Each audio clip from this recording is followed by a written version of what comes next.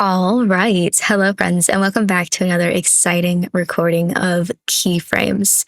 In the last recording that I did when I split them up into episodes and uploaded them, I was having some issues with the background music for this. It's copyright audio, and so the behind the scenes with games that are using copyright audio, I don't really want to get into, but it was kind of a little bit of a mess.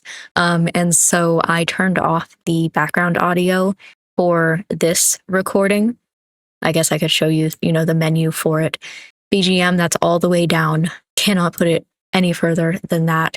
But we still have the voices. So at the very least, we're good with that. And like I said, it's just because of the copyright and things like that. Unfortunately, I just feel like we can't have it. And I also feel like because it's background music, we probably don't need it as much, but we'll see. Maybe it will feel like we're losing something, but just kind of the way that things need to be done. I couldn't find any other way to get around it. So, another update for you, because last time that I was playing this, I was kind of annoyed, kind of sad with the fact that I could not go backwards. When I'm playing visual novels, I like to be able to go backwards just in case, like, I read something wrong so I can edit it and I can look like I actually know how to read, or, if something happens and I want to reference something that happened before. So I literally broke into this game's code and I turned on the thing so now we can go backwards. So, yeah. Unfortunately for the people who made this game, I know how to do that. So, but anyway, let's hop into this and let's see what is going to be going on today. I'm really liking this game and I am excited to see what happens next. I also found out, hold on, before we start playing the game, there's a lot more to this demo than I thought there was. Like, I was kind of like, everything that we did so far, that feels pretty good. A pretty good introduction to this, but like we're maybe a sixth of the way through this game. So I'm excited. Let's see. First things first, it looks as though we have a text message. Okay. $100 pickup. What did I read last time? Okay. Psst, Percy, do you copy? Psst, yes, Major Elio, I do copy. There's interference on this line. I think other people are listening. Psst. Oh no, what do we do now, Commander? Psst. Did I get a promotion? I don't fucking know. What? I don't know military ranks. What are you guys doing, LOL? LOL. Just wanted to know what you guys are up to. I'm at the student union organizing stuff for SGB. Studying, crying. What am I going to say?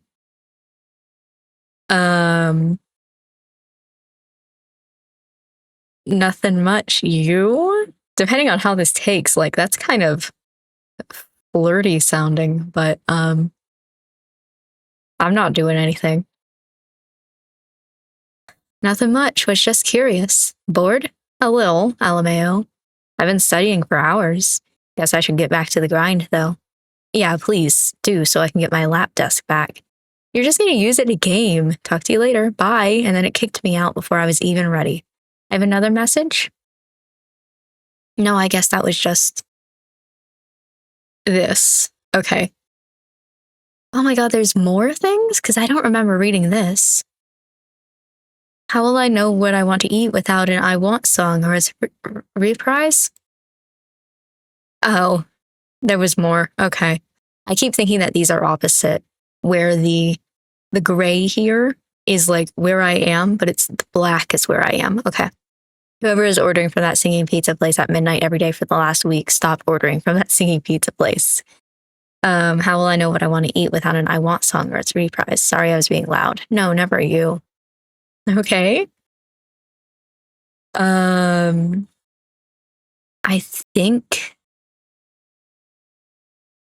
send XX ago. I don't know what this means.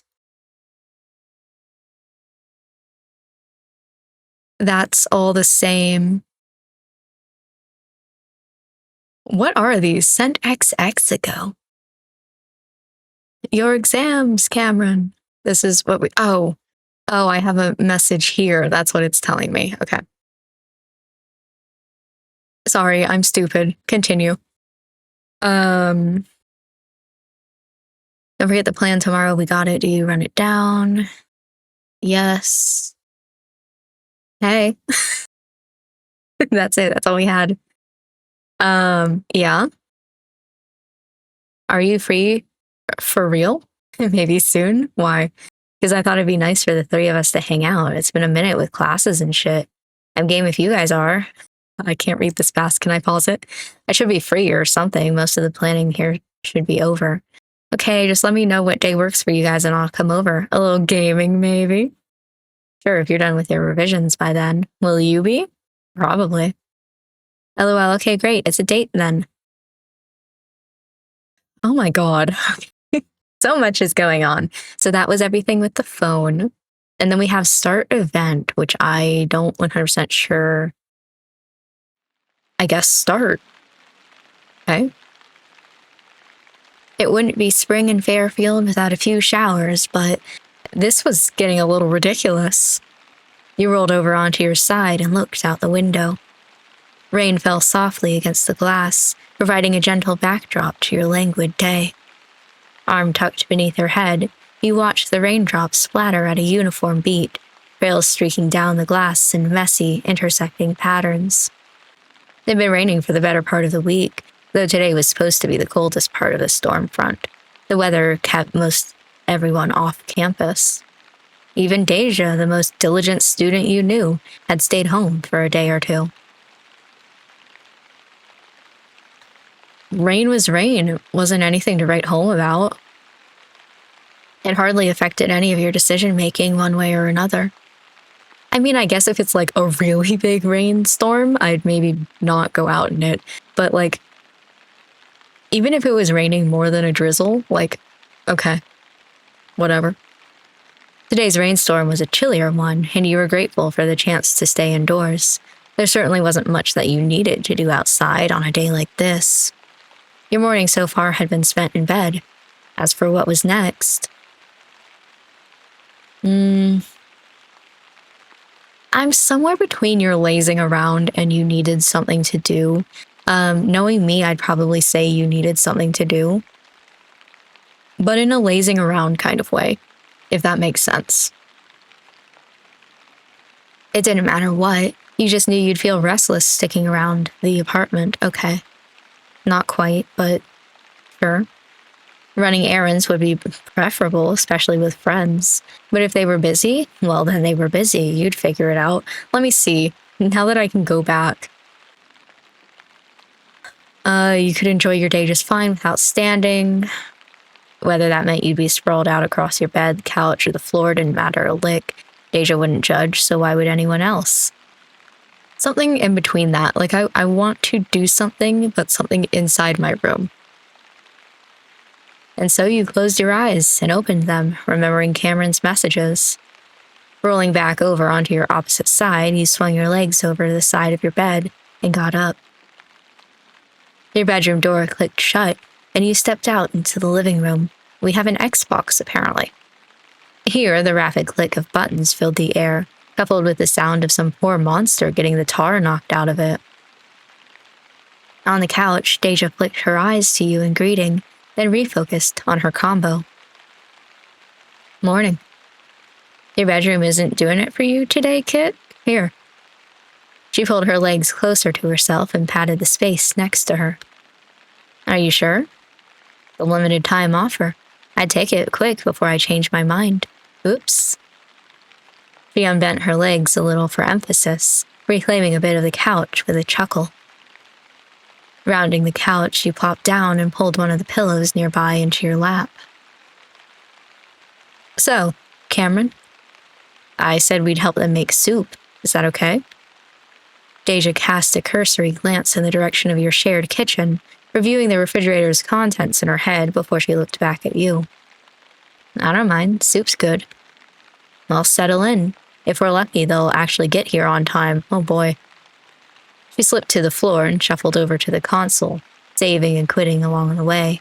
With a whir, the game disc ejected, and the plastic cases rattled as she searched for something else. Different game? Yeah, I did everything I needed to do in the other one. But Cam's not here yet, so want a co-op or something else? Manicured nails tapped along the transparent blue cases. Blue cases for an Xbox. Click-clack. Then she pulled 3 of them aside. Yeah, I'll play. We can play that co-op we started. Hand me a controller? She did just that, sliding a disc into the console with her other hand and climbing back into her seat. A familiar tune played as the game loaded up, a platformer which you and Deja had been trying to finish for ages. It was supposed to be a fast play, but...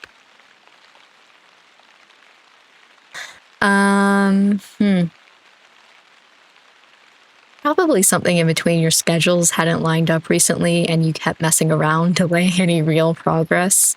I feel like I'm not the type of person who messes around in games, but my friends in real life are, so I could see that happening. But since this isn't my friends in real life, I'll say that our schedules probably haven't lined up. It wasn't just Deja's work. You were in and out of the apartment at all sorts of times, too, and that didn't leave you much to work with. 10 minutes of play here and there could only get you so far past the title screen. You think we'll actually get any farther today? Deja loaded up the save file, and the screen faded to a light lavender backdrop, where pixelated rain fell on 2 ducks at the bottom of a hill. You wiggled a joystick and watched your duck toddle back and forth a bit, dragging the other along thanks to the tether between them, okay?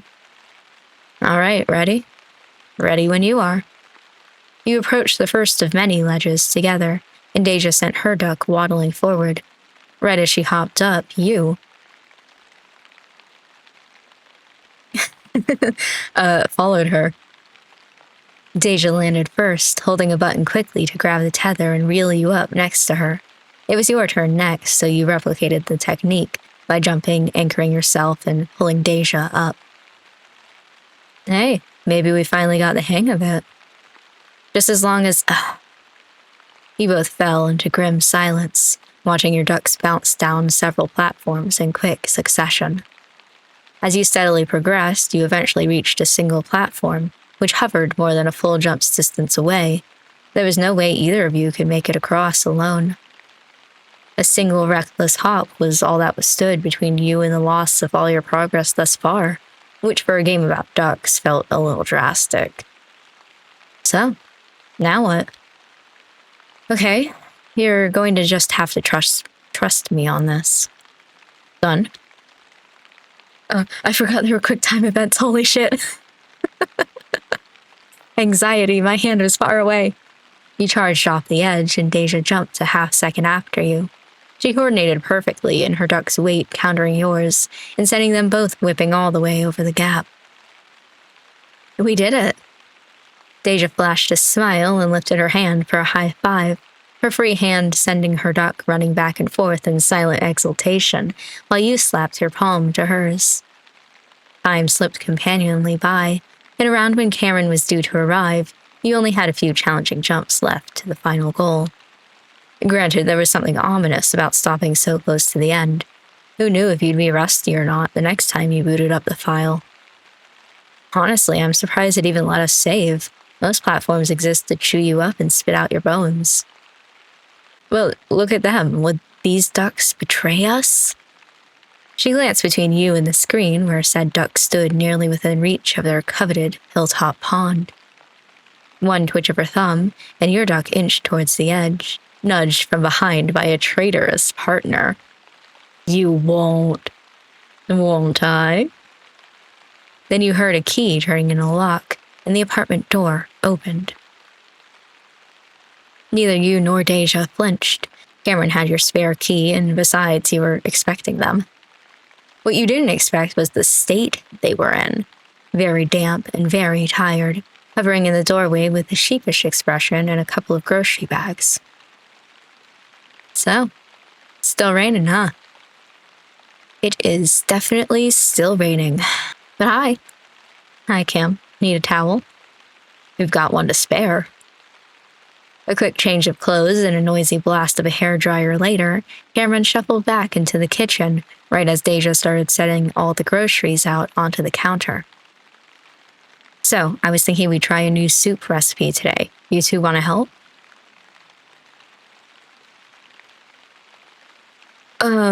Honestly, no, I don't like cooking, but you know what? This is our bonding moment, right? Like, yeah. Let's get some actual soup in that pot before you start ladling anything, huh? After Deja pulled some music up for background noise, your tasks were split quickly. Cameron on vegetables, you at the stovetop, and Deja to keep everything on track.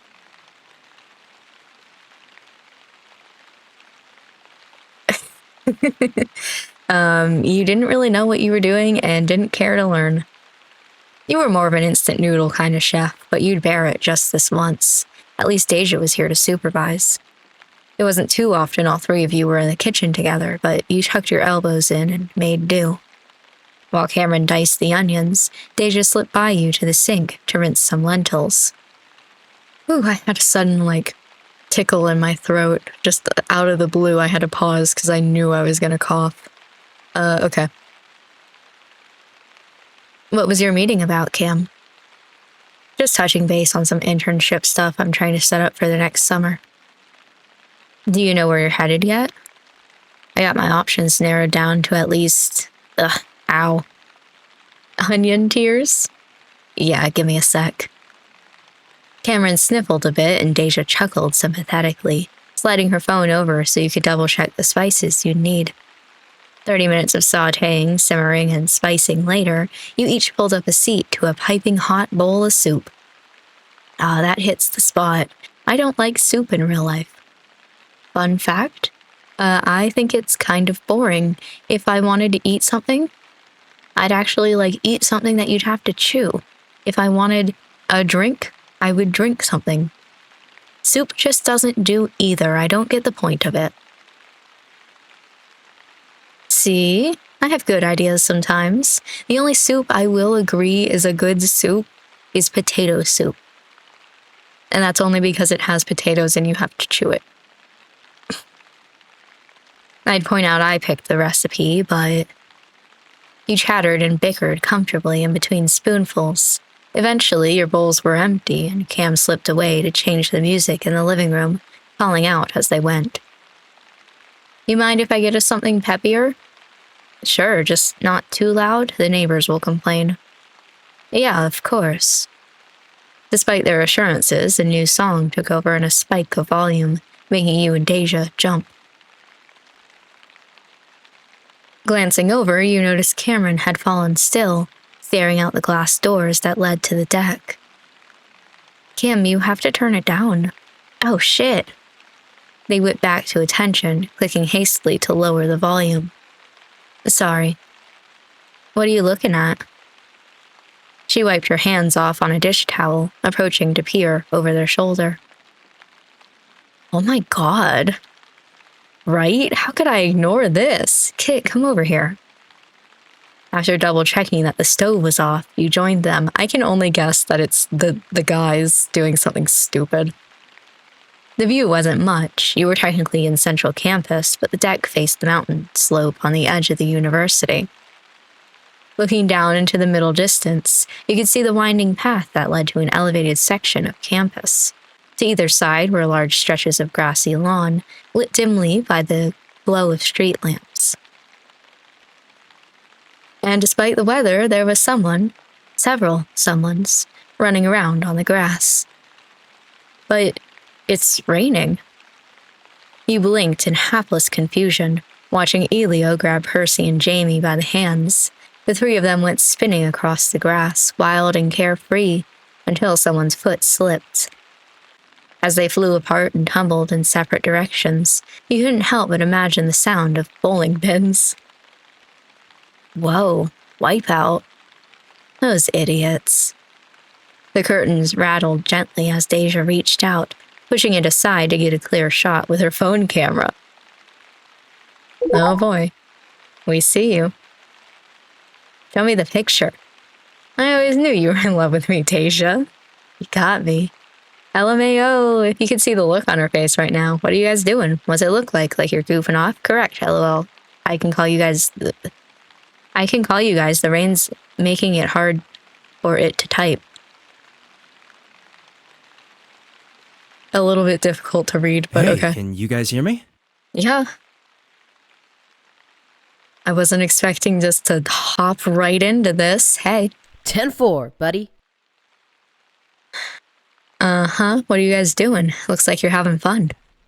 Yeah, long story short, Elio was bored and he said he wanted...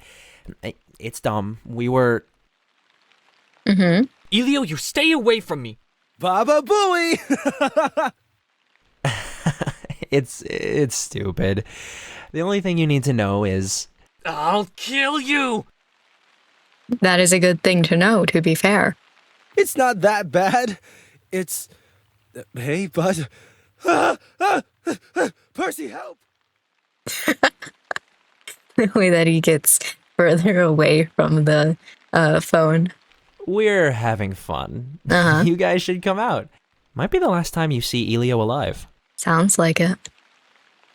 Come on, Kit. It will be a blast. You know you want to. I'm not really feeling it, but I'll go if you guys are. 100%. Considering all the mud and damp involved, this wouldn't be your usual cup of tea, but good company did a lot to raise your expectations. You know, I'd be down. Well, all right then. See you soon. See you later, alligator. Okay, bye-bye. You should have responded after a while, crocodile. Like, come on. Deja disappeared for a few seconds, returning with an umbrella and a few extra layers in hand. Aw, come on. You come on. Bad bitches never get cold, D. While your roommate tried in vain to get Cameron into a larger jacket, you pondered whether you needed to bring anything with you. No. I'm going out as is. I'm on Cameron's side here. You don't need anything special to go out in the rain. There were puddles to splash in and raindrops to catch. As long as your phone stayed dry, you'd be just fine. All ready to go. The smell of rain was in the air, mixed with the earthiness of loamy soil. I don't know what that means. I've read it so many times. Loamy? It always reminds me of, like, soapy. But I know that's not right, because why would the soil be soapy? Or, like, sudsy? The trees lining the path muffled the rain, and with no other students around, campus felt like a completely different place. Everyone was indoors, so you had plenty of room, and before you knew it, Cameron was running ahead with a splash. Deja trailed behind, leaping carefully between puddles at a sedate pace. It's like they've never seen rain before. You both watched as, up ahead, Cams psyched themselves up for a cartwheel. On their landing, they whirled around with their arms in the air, a V for victory. Deja tucked her umbrella against her shoulder and clapped, leaning over to murmur dryly. Or weren't already out in it earlier. What's your version of a rainy day fun, then? Staying inside? There's gotta be something you don't mind about days like this. The sound of it's pretty soothing. And that's it. The path took you north towards off-campus housing, and as the tree cover diminished, you shook your head to the feeling of raindrops falling more directly onto you. Partway up the grassy heel was Elio. I was getting so prepared for that Elio that I mispronounced the word hill. Jogging down to greet the three of you with Percy and Jamie meandering behind him. They cut down across the grass, aiming to intersect the stairs that were leading you, Cameron, and Deja uphill. Hey, Kit, you all made it. How about that weather, folks? Percy shivered gleefully, rubbing the back of his neck as the wind picked up. Next to him, Jamie looked unruffled by the temperature, though he was, of course, completely soaked. Elio chuckled, bracing his hands on his hips, even as a fresh curtain of rain fell over all 6 of you. It's a good and proper rainy day. Are there any other kinds? Well, if there were more thunder and lightning. Sure, but that's a stormy day, not a raining one. As the conversation took a brief tour through some whirlwind semantics, he glanced around at the objects strewn over the hillside. Abandoned water guns languished in the grass, and a pile of water balloons scraps spoke to a fierce, albeit redundant, fight. Farther away, a large cardboard box happily soaked in the rain. That's not going to be great. Is that box going to be okay? It's all wet. It'll have to be. I doubt we're going inside anytime soon. Oh, yeah, don't worry about that. All it's got inside is some water slides. You have your own water slides? Is it really that surprising? Kind of, yeah. Back up. First of all, why are you all out in the rain? You didn't explain over the phone. Oh, well, Elio? Oh, yeah, it was my idea. I mean, it's been raining all week. I don't want to spend another day indoors. He's underselling it. I'd say he couldn't spend another day indoors or he'd explode. And so we dragged as much stuff as we could think of. What? We dragged as much stuff as we could think of doing out here. And the water slides, of course, but, well, you can see we did a bunch of other stuff, too. I'm still in the middle of an art project, actually. Percy jabbed a thumb casually over his shoulder, pointing back the way he'd come. So I might as well go and finish that up if... Oh, sure, we have time. I mean, these 3 just got here, so we can hang out a little more before we all get set up for sliding. You sure you can hold on? That's like your little favorite rainy day activity you're talking about. Well, as long as we're just chilling, I kind of want to enjoy the rain a bit more first. Once we start sliding, things are going to get pretty hectic.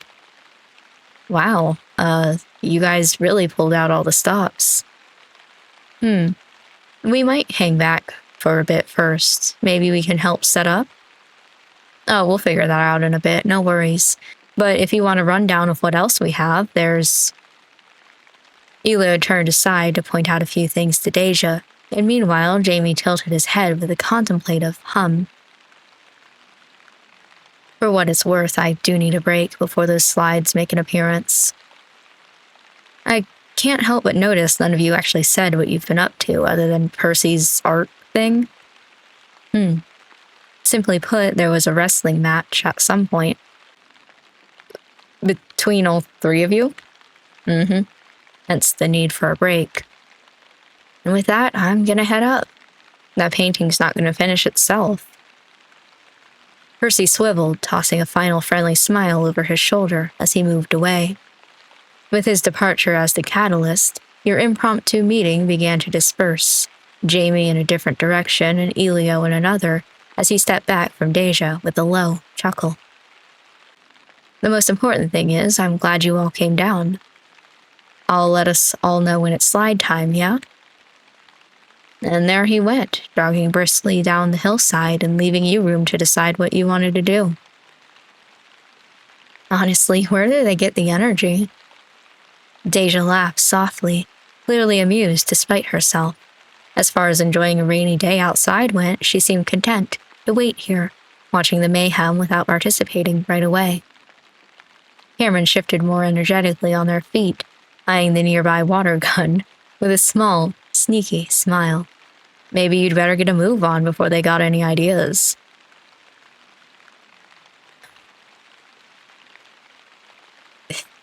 I love how obvious this choice is. You can choose a possible love interest. Or you can choose Cam.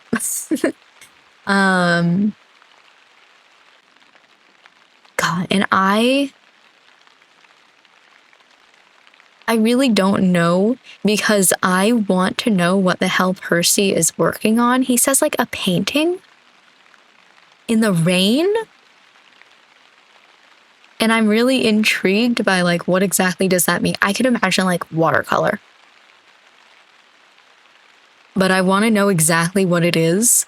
But then also, like, Cam's obviously looking for something to do, and so, like, I gotta stay here. Bros before hoes. Deja twirled her umbrella just a little. I figured that she knew exactly what you were up to. Here on the staircase, she had a perfect vantage point for everything, uphill or down. There was just one exception, Cameron. Popping up on the other side of the wall behind her, they caught your attention, pointed to the water guns on the grass, then wiggled their eyebrows with apparent glee. Cameron pounced with a cackle, rounding on you and Deja with a water gun lifted menacingly. I have you now, villains. Who says you're the hero? I do. As Cam backed up to get a better field of view, you and Deja jumped to arm yourselves and turn. In a matter of seconds, you were standing in a triangle, eyeing each other suspiciously. As your water gun wavered back and forth between potential targets, you realized the opaque plastic tank was discouragingly lightweight. It couldn't be. Deja eyed you quietly, gauging the threat with an eye trained by countless arcade shmups. You're awfully quiet. So? Aw, bluffing? So cute. Don't let her get in your head, Kit. You should think twice about this, Cam. Deja spoke coolly, her umbrella propped on one shoulder as she held her water gun loosely at her side. He looked every bit the debonair sharpshooter, ready to shoot from the hip. Oh, must I? With a mad giggle, Cameron spun their own plastic pistol around a finger. Like a shark scenting blood in the water, they latched onto the chaos bubbling just under the surface of your little standoff. Those sound like a coward's words, my friend. Deja rolled her eyes and gave her umbrella a pointed spin, preparing to shield herself if necessary. Ooh, that's a good idea. Kit, you seeing this? If we don't team up, Dee's gonna win. Oh, do team up with Cameron, if you feel you must. I could use the handicap. Wow. Wow. Wet grass pressed down underfoot as you adjusted your stance, moving slowly to one side. Cameron and Deja did the same, keeping the three of you at the same distance. Rain pattered down across the scene, and you set your finger delicately to the trigger of your bright blue plastic weapon while you thought things through. Cameron needed you. How could you refuse? Honestly, the beginning of this scene, I was going to shoot Cameron. You know, because Deja has the umbrella, so I'm not sure that she wants to get wet. But now she's talking shit, so like, you and Cameron were ride or die, simple as that. Deja was included in that too, of course, but only one of them was currently giving you the biggest, wobbliest puppy eyes known to man. You swept your water gun left, and you took aim at your beloved roommate. I have a feeling this is going to be a quick time event. No hard feelings, Dee. No, I issued the challenge and you must meet it. So she said, but you noticed her flexing her grip on both the water gun and the umbrella in her hands. You're brave, I'll give you that, but bravery won't be enough. Don't listen to her, Kit. Cameron swept an arm out, calling to you with exaggerated panache, and what sounded like their best attempt at a Scottish accent. Aye, we may fight, and we may die, or we could run, and we could live.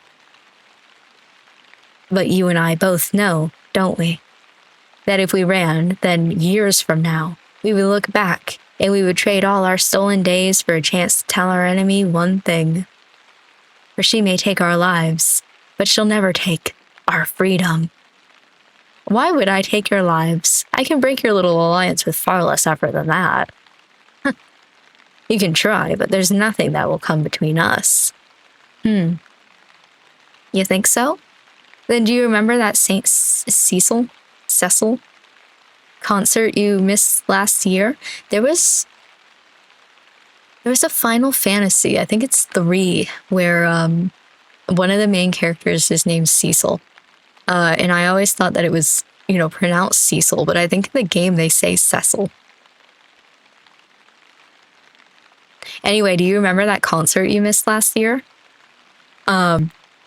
Yeah? We went without you. You what? Kids? Deja, what gives? That was a secret for a reason. Anything to assure your destruction, Rumi. Anything. I can't believe this. I can't. Cam, I'm sorry, but you had food poisoning. I could have thrown it back anyway. Too easy. Oh, is that the sound of me getting shot in the mouth? I don't know how to say that. You stumbled back with a splutter, waving your arms helplessly until Deja saw fit to let up. No, take me instead. Okay. I didn't mean it. It became quickly evident that, despite all your blustering, everyone was now out of ammo. You could stop to refill your water guns, but nah. It was easier to simply chase each other back and forth. You had to stomp through a few puddles to keep up with Cam, and Deja was scarily good at intercepting you at every turn. But hey, you were no quitter. Unfortunately, neither were they. This is for going to see St. Cecil without me. They do shows in Fairfield all the time. Yeah, but that one was going to be special. Scrambling in circles on the wet grass, you took turns swiping at each other, barely missing by inches each time. Thoughts of vengeance soon melted away, and yelps turned to laughter under the rain. When the chaos was over, you stood in a triangle again, your breath puffing out in the cool air. I can do this all day. I don't doubt that, but I think I'm all done for now. Me too. Truce? Truce. Truce. And so the three of you congregated to the stairs for a breather. It was almost as if nothing had happened at all except for the mud stains and maybe a little bruised pride here or there. There was a fondness between the three of you that made this kind of thing easy. It wasn't just the mayhem and the hijinks, it was the quiet, too, when you sat back on the wet concrete stairs with sighs and groans of effort. It wasn't always like this. It was weird now, thinking of life before your two best friends. You hadn't grown up together, after all. It was only through campus housing that you met Deja, of course.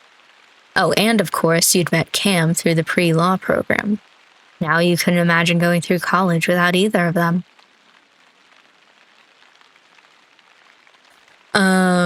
I don't know. I could think about all these. Tell me about Deja's habit of dog-earing books. Dog-earing was too generous a term. She folded entire pages in half, staggering them one after the other. Deja, what the fuck? First, she'd fold the top corner all the way into the center seam. Then, the next time, she'd take a bottom corner and fold that up instead. Cam, remember when we tried borrowing some of Dee's books? Oh, with all the fucked up folds in them? Yeah, it took us forever to smooth those out. But you did fold them back after, right? What? I need to know where my favorite pages are at all times. What the fuck, Deja? The three of you lapsed into a cozy silence from there, catching your breath and watching the rain as it drizzled down over the distant campus skyline. Raindrops bounced off of Deja's umbrella like musical notes, and you held back a gentle sigh, content to take in what was to be another fond memory of a day spent outside. Hey, Kit, I think I have a worm in my pants. Why are you telling specifically me? How is there a worm in your pants, Cam? I don't know, help. All you could think about as you helped Cameron dance frantically around on the hillside was that you were lucky Percy, Jamie, and Elio weren't mixed up in this. Maybe this time next year you'd be just as comfortable with the new boys as you were with Deja and Cam. Until then, well, The only way you'd have to explain this was if they asked you about it later. It looked like everyone else was still enjoying their time out in the rain. Where to next? Oh! Oh my god, this is so much fun. So I can, like... Can I spend time with everybody? Or is it like I get 2 options and that's it? That being said, I did talk before about, like, I want to know what the fuck Percy is doing, because you're talking about artwork in the rain? I'm intrigued. Percy was standing a little ways uphill in front of a contraption set up on the sloped grass. Slung over the back of it was a sheet which trailed sadly in the rain like a drooping, soggy tail. He didn't turn around just yet, giving you plenty of time to observe the messy white letters painted across his back, kick running from shoulder to shoulder, with a more compact me underneath. It was a little grade school, but the fact that he'd let it be painted on him at all was reassuring. Rather than actually kick him, you inched forward and snagged the back of his shoe under yours. I would have probably kicked him, but like softly. Just like a little tap with my foot on his back.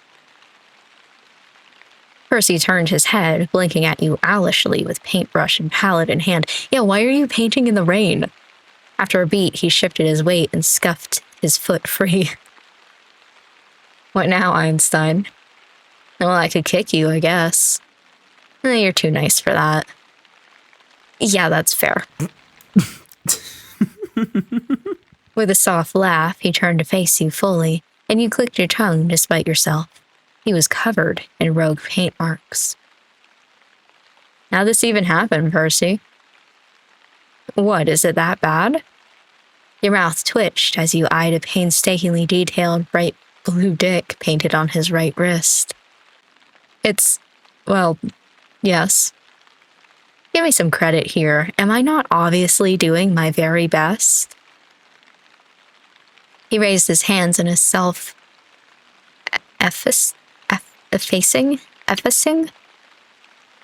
gesture, but all it did was put the aforementioned bright blue dick on even more obvious display. I think it's clear I didn't do this to myself. You could have with your other hand. So, how much of that paint actually made it onto your canvas? You rose onto tiptoes, peeking past him at the mottled easel. The soggy sheet draped over the back fluttered sadly in response, as if warning you to avert your eyes. Oh, it's a sorry sight, but don't let that stop you. Percy's chuckle had a dry, diffident edge to it, but he stepped aside, gesturing with a flourish for you to look upon his work. Oh wow. Is that a good oh wow, or like, That sure is. Go on. We'd love to hear your impressions. Really take it in. Okay, so it's bad. Disregarding the globs of paint literally falling off the wet canvas, you can make out just enough to call this a rough sketch of campus, okay? There was a degree of sincerity in how the trees and grass were painted, and you even made out some familiarish buildings on the horizon, as well as Godzilla locked in combat with a giant mecha.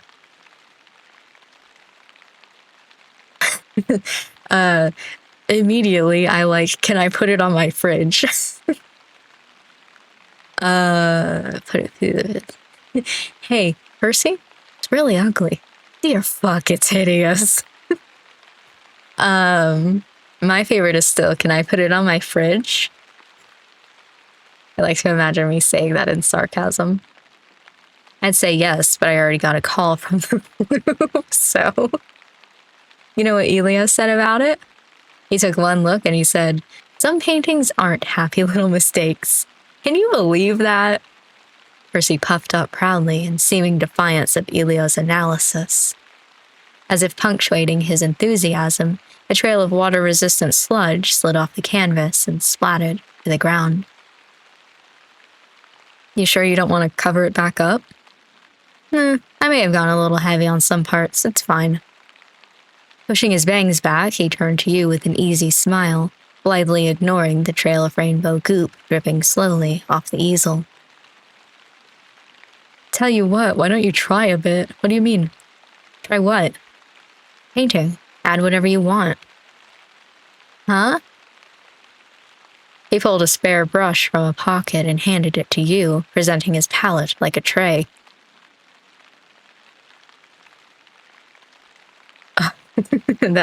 This one was my first thought, but I would not do that. You just throw the whole palette at it.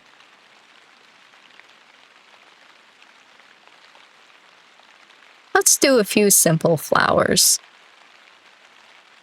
You considered a few spots on the splotchy lawn, then dabbed the brush into some white-ish paint. A few quick swipes and some splodges of yellow, and you managed to paint a few daisies onto the grass. Percy peeked over your shoulder at the addition, humming quietly before nodding.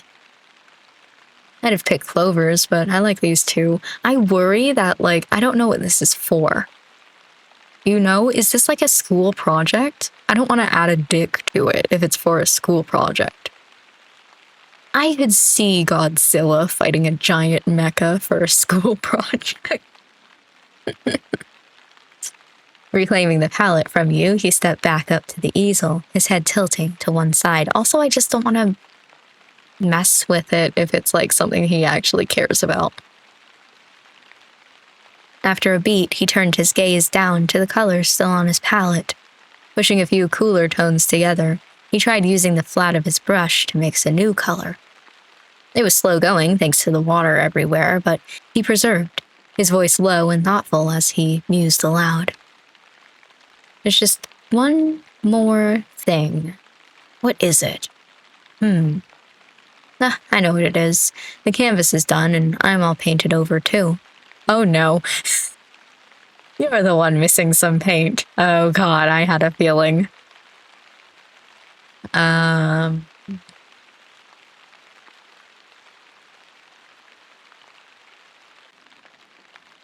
don't know. Time to get out of reach is my first thought, but... You hopped backwards with one hand braced on your hip, the other raising to wag a finger. Now, hold on a second. What's up? So he asked, but the smirk spreading on his face told you all you needed to know. He raised his paintbrush, and a drip of teal fell on the saturated bristles. What exactly is up, Kit?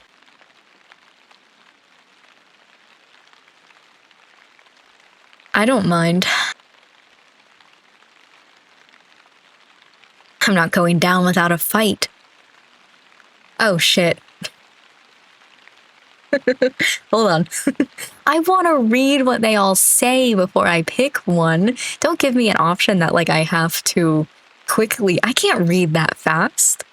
Okay, let's see. I'm gonna go back and forth in order to see what they all say. You grabbed the palette and shoved it into his face. Okay. You swiped some paint and gave kitty cat face. I like that one. He wanted another dick drawn on him. Or as much paint over his hand as possible. I'm giving you whiskers. No, I'm adorable. I didn't think he would actually get the whiskers. Damn, I was just doing it because it was kind of cute. I wasn't expecting to actually see it. He grabbed the palette with a muffled laugh, holding it up like a shield, but lowered it upon realizing his paints were at risk of sliding completely off. You're wide open, Tazaki. What do you mean? Ah! You dove for the palette, and the next few minutes dissolved into a mess of pigment. Your attempts to draw on each other quickly devolved into smacking whatever handfuls of paint you could grab on each other, in between affronted yelps and involuntary laughs. Do you yield? Never! By the time the scuffle ended, your nose was purple, and Percy had a vivid squiggle of blue running down his forehead. You squared off, ready for round 2, until Percy glanced down. Jesus, look at the grass. We should clean this up. Yeah, fair point. Truce? Your rambunctious energy faded, and you traded your brush to him for a damp rag. While you picked up the larger drips of paint mixed into the mud, he piled up all his half-empty tubes of paint. I should have asked earlier, but were these paints expensive? Oh, yeah, My stepdad gave them to me. Let's not tell him how I decided to use them, yeah? You cleaned up what you could, but past that, you could only hope the rain would do its job. After rejoining Percy at the easel, the rest of your time was spent holding your hands fruitlessly over the canvas, shielding what you could as Percy finally got around to making his final addition.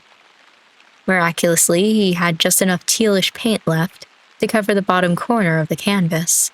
Flipping his brush around, he scratched out a negative space signature. Interesting. Oh, thanks. I'm included. All I did was add little daisies, but thanks. As you scooped paint tubes back into a box and Percy drew the sheet back over his painting, you heard Elio calling for everyone's attention. So there is only 2 that you're allowed to do. Okay. It's sliding time. And that's our cue. Wow, sure enough, that's a big slide. And also I guess I get it that like the end has a little area so you don't fly off, you know, something to catch you, but I would almost kind of expect it to be backwards. That you start at the area that has the buffer. I don't know.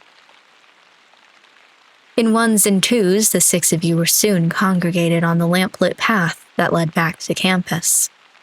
The contents of that big cardboard box from earlier had been dug out and set on the grass. Best purchase I've ever made in my entire life. Elio's beaming smile verged on the manic as he looked proudly upon the scene. Water babbled like a brook, running down the pair of bright yellow and orange water slides. 2? Connected start to top for twice the ride time. Okay, I see. These guys meant business. The whole contraption was anchored firmly into the hillside, covering enough of a slope that it promised a speedy trip downhill, as well as a bumpy one thanks to the many hills that crested along the way. Is the landing pad supposed to be a pineapple? Yeah. It's beautiful. Okay, who's going first? Elio darted forward a few steps before spinning to face you all, bouncing eagerly as he rubbed his hands gleefully together. You couldn't help but hold back for a second as you looked over the whole setup a second time. Water slides were infamously chaotic, even on the sunniest of days. I feel obligated to say we have done this before, as insane as that sounds. Miraculously, Jamie speaking up was more endorsement than you could have hoped for. It also unfortunately made him Elio's first target. Oh, well, if you insist, Jamie. I'm not insisting. Then I insist. Oh no, someone help. Perhaps Jamie's feet were dragging a little as Elio proceeded to cheerfully push him uphill. But Elio only laughed as Jamie's heels left a comical furrow in the mud. At the top, Jamie took the time to neatly remove his shoes and socks, setting them aside before inching closer to the slide's starting point. Already seated with his clogs flung off to who knew where, Elio stuck a hand up with a grin. Excitement aside, he helped Jamie sit delicately, without a spot of impatience. He's being so dainty about it. Oh, it's like Cinderella arriving at the ball. Tally-ho! Oh no, there they go. Any illusions of regal grace shattered as Elio yanked Jamie down the slide.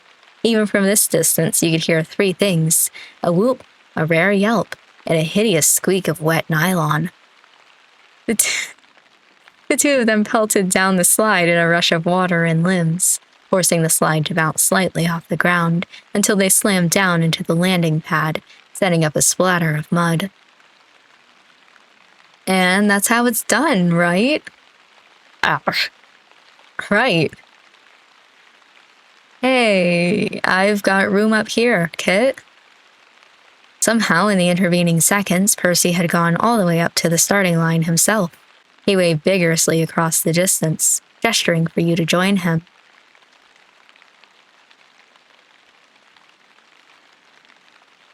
I guess. Hold on. Once you were at the starting line, you settled down in the unoccupied lane. Percy was already lined up, ready to slide headfirst down like a penguin. Oh boy, I feel like that's gonna hurt at the end, but don't overthink it too hard or you'll end up like Jamie. Oh boy. I'd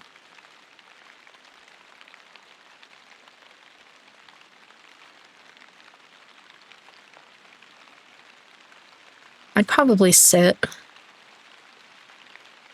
Safe, but a reliable option. Listen, I've done this in the past, not, on a hill in the rain, but I have done this in general in the past, and it's never ended up well for me. Like, I stopped doing it because every single time that I did, something would go horrifically, not horrifically wrong, but something would go wrong and it wouldn't end up being a fun time. So, I'll take the safe choice. He chuckled, twirling some hair around his finger. Okay. You do your thing and I'll do mine. Percy reached for the side of the slide, grabbing on and pushing backwards to gather his strength. All right, on the count of 3. 1, 2, 3. I worry. The ride was far bumpier than you expected, even after seeing Jamie and Elio take the maiden voyage. It wasn't really a race, but Percy had the slightest lead, and even as water splashed up to his face, you heard him let out a delighted whoop. Now turn. Turn! Well, no one said this water slide business would be easy. Not even 5 minutes later, you stood beside a waterlogged Percy, squeezing the water out of your clothes with newly scraped knees and a face full of mud. He pushed his bangs back ahead, ahead. This is why I go back, guys. He pushed his bangs back again, entirely too pleased with himself despite having met a similar fate. The others were busily cleaning off the slide in the background, having recently rescued it from the consequences of your untimely maneuver. Great job flipping over the slide. You told me to turn. I think you and I have very different definitions of turn. I still don't know what that is supposed to mean. In general. Deja and Cameron slid down then, marking the water slide as once again open for business. Elio passed you both by, clapping and calling out to the next pair to line up. Dignity and manners quickly gave way to infectious hilarity as pair after pair ran up to slide back downhill. Against all her efforts, Deja got splashed more than she initially wanted, but she kept in surprisingly good spirits, thanks in no small part to Cameron's high, sweet laughter. Percy was no pushover either, goading anyone who looked his way into another round. He was even giggling by his 4th go, slapping helplessly at the grass while he clutched his middle. You went full starfish. You knocked me off course. At least you landed in the right spot. Jamie sat up from where he'd careened fully off the side, so covered in mud that the rest of you had to turn away and laugh. He had to turn away too to hide his own inelegant snort of amusement. At least you have the best airtime out of all of us. Please, surpass me. I have too many trophies as it is. You heard him. Back up to the top. Ever so slowly, in between slips and slides and splashes, the rain fell less and less. Oh no, that's the worst. Overhead, the first pinpricks of late sunlight began to peek through the gray. Looks like the rain's about to stop. Anyone want to go for a last run?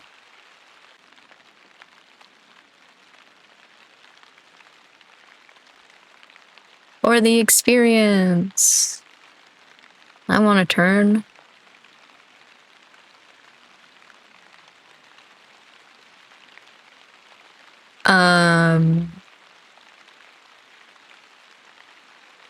I feel like Cameron's always down to clown, right? Like, I'm kind of nervous about asking anybody else, but I feel like Cameron is always ready to go, no matter what it is. Please. I'm already on my way, you see? As you reached the top of the slide, you had little choice but to stop and stare, gazing fondly down at Cameron's worst idea so far. Oh no. They were lying on their back, arms crossed over their chest. That was all normal. They were upside down, intending on sliding head first. That'd get them banned from any water park in a heartbeat. Come on, let's go, unless you're a weenie.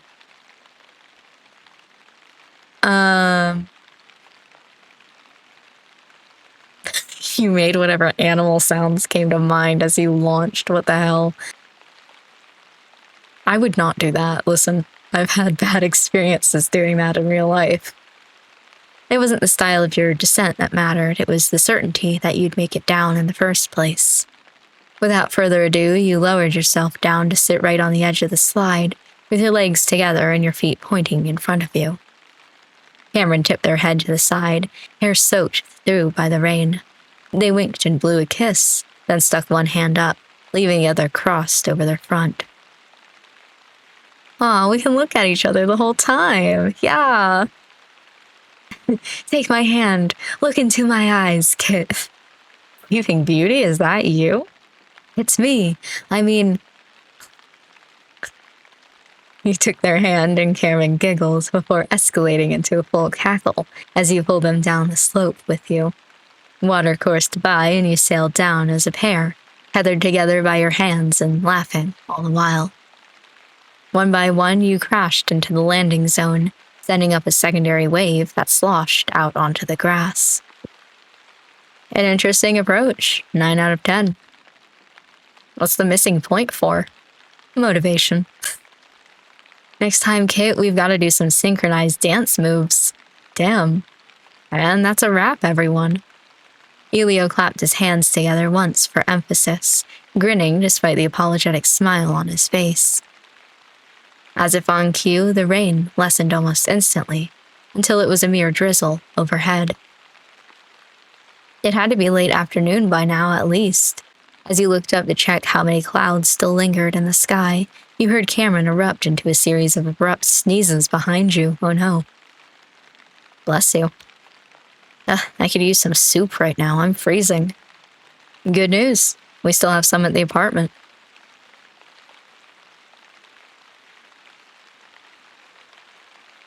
It feels wrong to go for soup without, like, extending would everybody like soup. That was my thought as, like, I was reading this, like, oh, hopefully they invite everybody else, because that's just rude to be like, okay, have fun, we're gonna go have soup. Like, we gotta go as a group unless everybody agrees, like, hey, it's time to stop hanging out. You guys want any? I'm never gonna say no to free food. The more the merrier. Welcome to our dorm. You, Deja, and Cameron returned to your apartment. Since they were your guest. Okay. Albeit a very familiar one, Cameron was first into the shower. Muddy shoes and waterlogged clothes were all piled in a laundry basket for later, and after a quick mop-up, you swapped places with Cam to wash up. Thankfully, it only took some dedicated scrubbing. That sounds like it was a little bit more than just like, oh, only to get all the paint off. I forgot about the paint. You exited the shower with a billow of steam, sighing comfortably while you returned to the living room. Soup's on. Again. You two go ahead. Right after Deja disappeared to her own shower, a knock came at the door, and in came Percy, Elio, and Jamie, all toweled off and bearing an assortment of snacks. That's nice. Grabbed from their own house. After raiding the cabinets for every bowl you owned and waiting for Deja to return, you all settled in to warm your stomachs. Cameron made the executive decision to put on a cooking show, and as empty bowls stacked up in the sink one by one, your impromptu meal shifted seamlessly into a good old-fashioned hangout. Is shrimp paste really that hard to cook with? I think it's more about balancing the flavors. Then it depends on the judge's tastes. So if Elio was judging, nobody would get eliminated ever. That's true, I eat everything. The sky outside remained gray, but that was no problem. In the warm light of the apartment, you traded idle banter and let the time tick lazily by. After the day's impromptu outing, all of you were happy to lounge around well into the evening, closing out your rainy day in each other's company. Oh, and that's it. Sure. Hey, how's it going? I get jump scared every single time there's a phone call. It's going all right. How about you? Good. I mean, all right, all things considered. Okay. Is something wrong? No, I just, wanted to talk to someone. Thanks. What's up? Hey, that's what I'm asking you. I'm asking first. Are you on campus? Yeah, I was just heading back from office hours. It's a long walk, so I figured I'd call someone. See what's up. Like trying to get out of the way so you guys can read it, but I'm also like, well, he's actively talking, so. Percy and Jamie aren't around? Actually, they were both still asleep when I got up. I think there are classes by now, though. Oh, you're not busy, are you? Heading to class or anything? No, I'm just working on some notes. Oh, you don't have to talk if you're busy. I do. It's fine, just final season, you know? Yeah. Not sure if you're the type to use flashcards, but that usually helps me out a lot. Kind of, but I can't use flashcards by myself. I don't know why, it just doesn't work. I need somebody to show the flashcards to me, or I'm just not motivated. But then, like, if they're not studying the same thing as me, I kind of feel bad asking, hey, can you throw some flashcards at me? I have to have someone around to quiz me on them, or else I flip the card too early. No, I'm the opposite. I'll just put them back down. But yeah, I need to have someone around to quiz me on them. Oh my god, we could group up and study together. Sure, that'd be great. I can go check with Jamie and Purse too. Well, I mean, Jamie doesn't need to study, but I bet he'd still want to hang out. He needs to. I'll beat him up until he does. And maybe you can invite Deja and Cam. A study room sounds nice. Yeah, sounds good. Just let me know and I'll double check with them. And I'm back now. I'll talk to you later.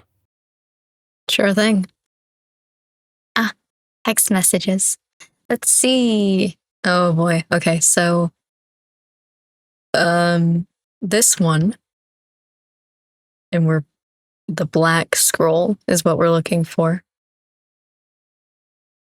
I think I got a rash. Rookie mistake. That's why you always ring a rash guard. Oh, sorry. We'll remember next time we get a random invite to go water sliding in the rain. And then 5th floor group chat. I don't care how good you are. Stop banging on the walls. Oh, sorry. That was me. My code wasn't working right. Then, how? What was the banging? My head, the wall, my will to live. Do you need help? No. It kind of sounds like you need help. Why is this one still going? Like, I clicked out of it and then it was like, oh, yeah.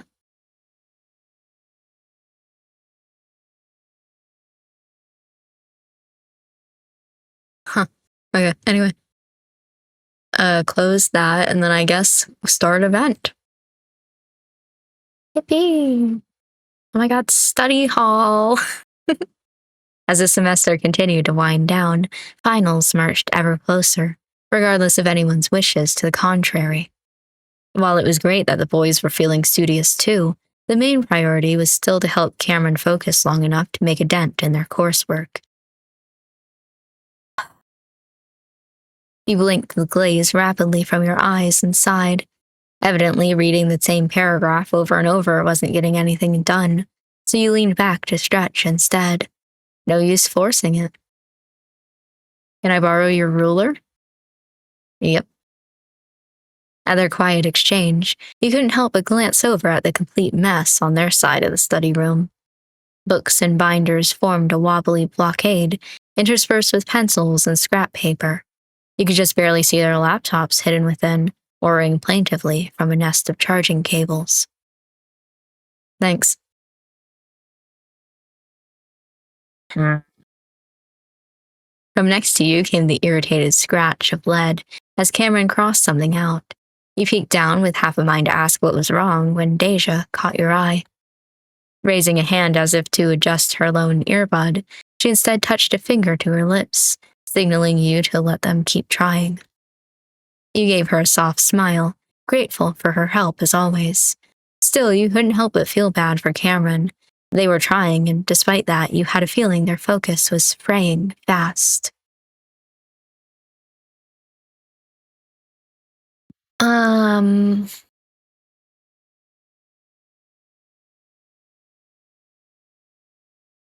You doodled something encouraging on Cam's paper? That sounds cute, right? Reaching for a pencil, you leaned over to commandeer a bit of Cameron's scratch paper. Quickly, you drew a small, round hamster, with one paw stuck out in a thumbs up. Shoulders relaxing a bit, they added a pair of very cool sunglasses to your doodle, then scribbled underneath, "Thanks." You shifted back to your corner of the table, trying not to distract them too much, when a new doodle slid onto your papers, depicting a cheerful round duck, waving a thumbs-up flag. To your right, Percy surreptitiously turned back to his assignment. He stifled a small snort of amusement, then stowed the note in your pencil case for safekeeping. You finally reached for your phone and checked the time. Against all odds, the 5 of you had actually managed to get a good 2 hours of quiet, focused studying. Miracles did happen. I was going to say there's 6 of us, though. But I guess we're leaving out Jamie.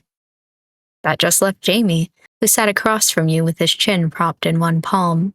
He was easily the most relaxed of you all, which made sense considering all he had with him was a single book. He was clearly not studying despite showing up to the session. Was he planning to do it later? As if detecting your train of thought, his gaze shifted up to meet yours.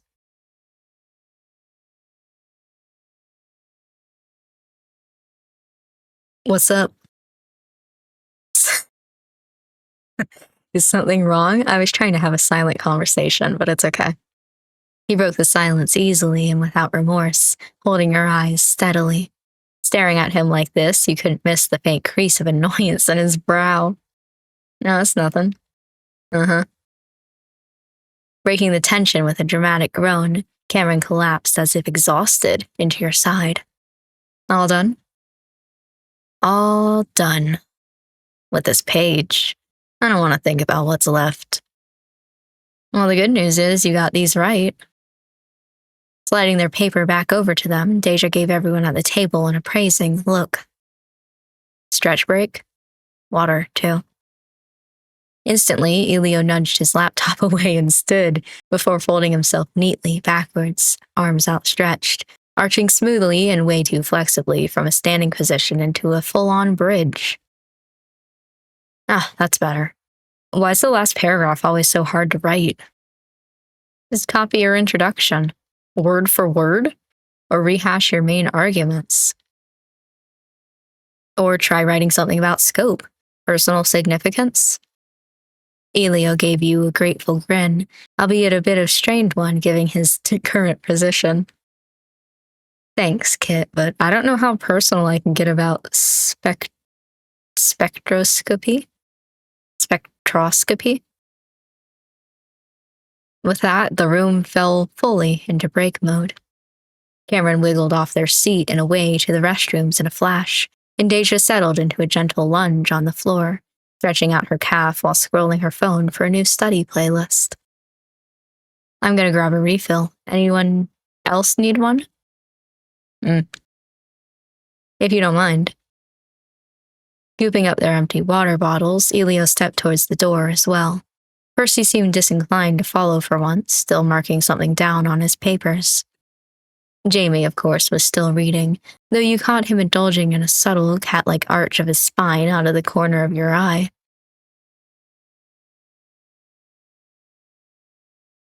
Okay. Let's see here.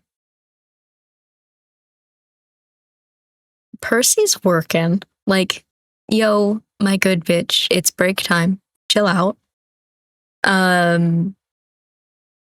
Jamie, Jamie, I feel like our interactions never go well. Elio left to refill water bottles. It's nice to go and like help out. Deja's stretching. I don't know. Cameron left. So like not in the room. Cameron and Elio technically left, but like Elio, it seems more normal to like go and check on him versus Cameron's like they can do their business by themselves, I believe. Heck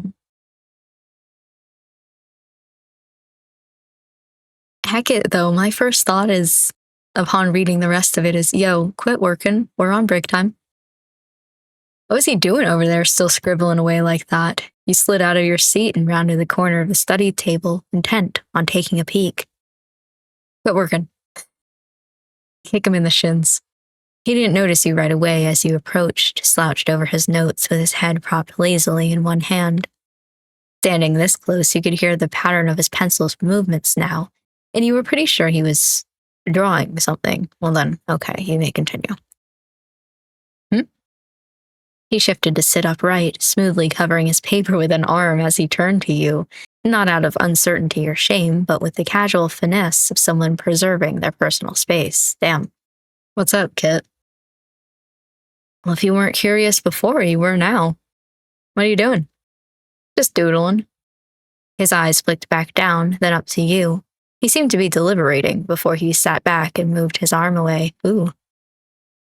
Hello? Actually, I was drawing you. Thanks. Really?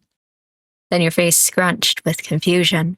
All you saw was a small anthropomorphic pear standing on a cutting board with teary eyes and trembling legs.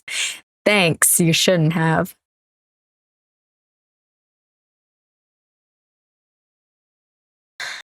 I have no idea. What are my honest thoughts on the doodle? Yes, I can see the resemblance. I hadn't quite thought that far about, everybody else.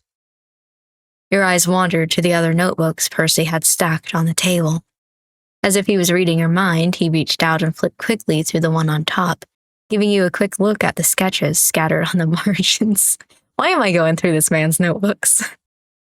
Whoa, so this is a regular thing? I'm impressed. I'm hobby level. It helps take my mind off of things for a bit. I try to have fun with it. Say, that note you passed me earlier? You tipped your head towards your pencil bag, where the note in question was currently stored. What was that for? I saw my chance and I took it. I mean, you started it. He glanced at his laptop screen, which was currently idling on a half-finished assignment. I'm guessing doodles are more fun than your math assignment for the week? Yeah. There's only so many functions I can graph before my brain wanders off. As if to demonstrate, he pressed his pencil to his most recent scratch work, and soon a little cartoon brain was skateboarding down the function plotted on the page. Have you ever turned in something with a drawing on it? I might have, and I might have not. Okay. Keep your secrets. Very mysterious. I totally have. And I've also turned in work where, I've drawn puzzles for my teachers to solve. I don't know why, and I can't think of what they're called right now. Oh my god. There's a certain kind of puzzle it's kind of like Sudoku, but it's also not, where you have numbers at the top and on the side, and from those numbers you have to figure out how many of the boxes in the middle you have to fill, and then it becomes an image. I did one of those for my math teacher once. I forget what it was on. I think it was on a test.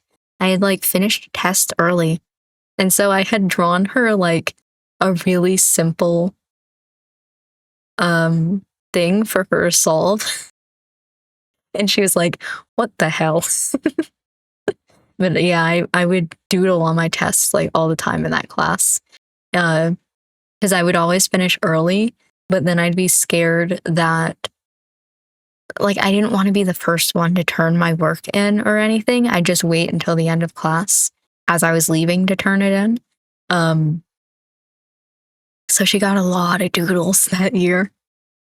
Rapidly approaching footsteps signaled the end of break time, and soon both Elio and Cameron were back. Drifting back to your side of the table, you dropped a little reluctantly into your seat. It seemed that everyone still had something to occupy themselves with, and so, with a scattering of grumbles and sighs, you all settled back in around the study table. Taking a quiet breath to steady yourself, you flipped your notes back open, determined to finish up on a strong note. All told, you managed to collect 15 minutes of continued studying, and it seemed that was all you'd get, as all too soon Elio dropped his pencil and leaned back. Oh man, I'm getting hangry. Grabbing his jacket from the back of his chair, he slung it quickly over his shoulders, lifting his water bottle out of habit afterwards. I'll do a snack run. Any requests? Grab me a juice? Yep. Anyone else? Yeah, anything's fine. Deja murmured her agreement soon after, offering Elio an appreciative smile before returning to her textbook. That left. I'll just come with, I think.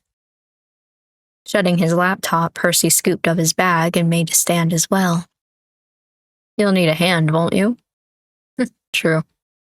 Kit, you want anything? I don't get to choose. It's either tag along or can I text you if I think of anything? Yeah, my immediate thought is a small bag of chips. I like salt. I guess I'll text you if I need anything. As if puppeted by the same strings, both Percy and Elio give you a single thumbs up. Sure. Percy and Elio darted out of the room, and you heard a splutter of laughter before the door was even shut. Y'all are getting into some mischief. The room was noticeably quieter without them in it. Every rustle of paper or scrape of lead, I do want to know what they're going to be getting into if they're being mischievous, but every rustle of paper or scrape of lead stood out. And had that clock on the wall been ticking so loudly all this time? You tried to buckle down and get back to it. You adjusted your grip on your pen. I wonder, can you Oh, you can with like the up and down arrow keys. You can select these things, so there's really no need for the mouse at all. That's exciting. Because I keep trying to it slowly keeps popping back up. My cords are a little messed up. I don't have enough cord from my mouse. Anyway. Oh, but space isn't select? Is it enter? Oh, weird. You adjusted your grip on your pencil, breathed out, and looked back down at your notes. Surely there was something here to keep your attention locked where it needed to be. There, an idle question scribbled in a margin, circled twice and not yet answered. You were pretty sure you had a printout somewhere that would help. Your focus resharpened, and you flipped open a folder of notes to look for what you needed. How's everyone feeling? You dropped your own pencil and raised a hand to stifle a sudden yawn. I got a little more done. Same. Perhaps that's our cue to take a break ourselves. Deja set her own pencil down and reached for her phone. Her eyes flicked up to the empty seats on your right, then back down. A silent yet blaring sign that Percy and Elio were running late. They're up to some mischief. Then why don't we head downtown? Wait, what? Her expression was so innocent that you doubted your hearing for a second. But no, in the next minute, Deja was on her feet, packing her bag up and slipping her phone into her pocket. Aren't you supposed to be studying? Deja, what? What? Let's take a break. A proper one. I have a feeling you're in on whatever this mischief is. I mean, sure, but what about... You gestured vaguely at the table, and she hummed in faint consideration. Honestly, you have time. Jamie checked the clock on the wall, then slipped his bookmark free and flipped a page. If those two aren't back by now, they won't be for at least another half hour. Damn. Just for a snack run? He made a dry, doubtful sound in the back of his throat. They've probably run off around campus first. Elio looked like he needed to burn some energy, okay? Well, that settles it, no? Deja zipped her bag shut with serene finality, or finality, I don't know, turning to regard you with a coolly raised eyebrow. Sounds like we've got license to relax a little, too. Come on, Kit, please. You tried to hold back a grin, lips quirking as you tilted your head. Oh, so I'm the goody two-shoes here, is that it? Kit, think about it. When's the last time Dee's been this impulsive, huh? They lowered their voice to a stage whisper, leaning close to give you a pleading look. In the glint of their eyes, you sensed a swiftly unfurling, near insatiable need to goof the hell off. It's a sign. We've got to run with it before we lose the chance, and who knows how long until we'll get it back again, huh? Huh? You know it's not a bad deal either. What do you say? A quick drive downtown? A little stroll around city center? They ganged up on you in seamless unison, one earnest and the other smug. Looking between them, you...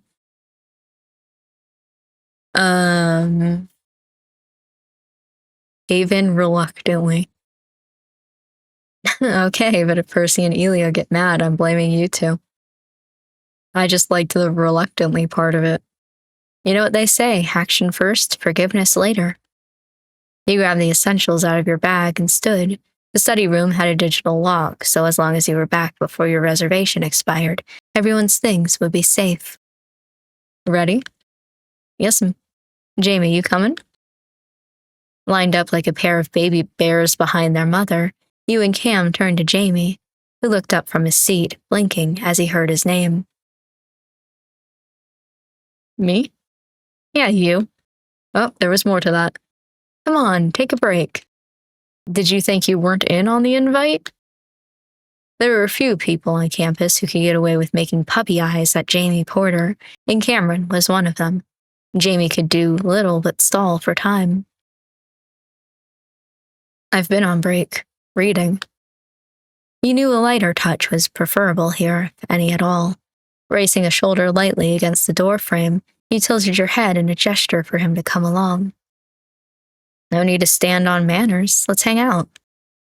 After a subtle glance in Deja and Cameron's direction, Jamie nodded slowly, setting his book down. Well, all right. Excellent. Now shall we? After locking up, the four of you headed down and out the building's back exit. Cameron's van was parked a blessedly short distance away.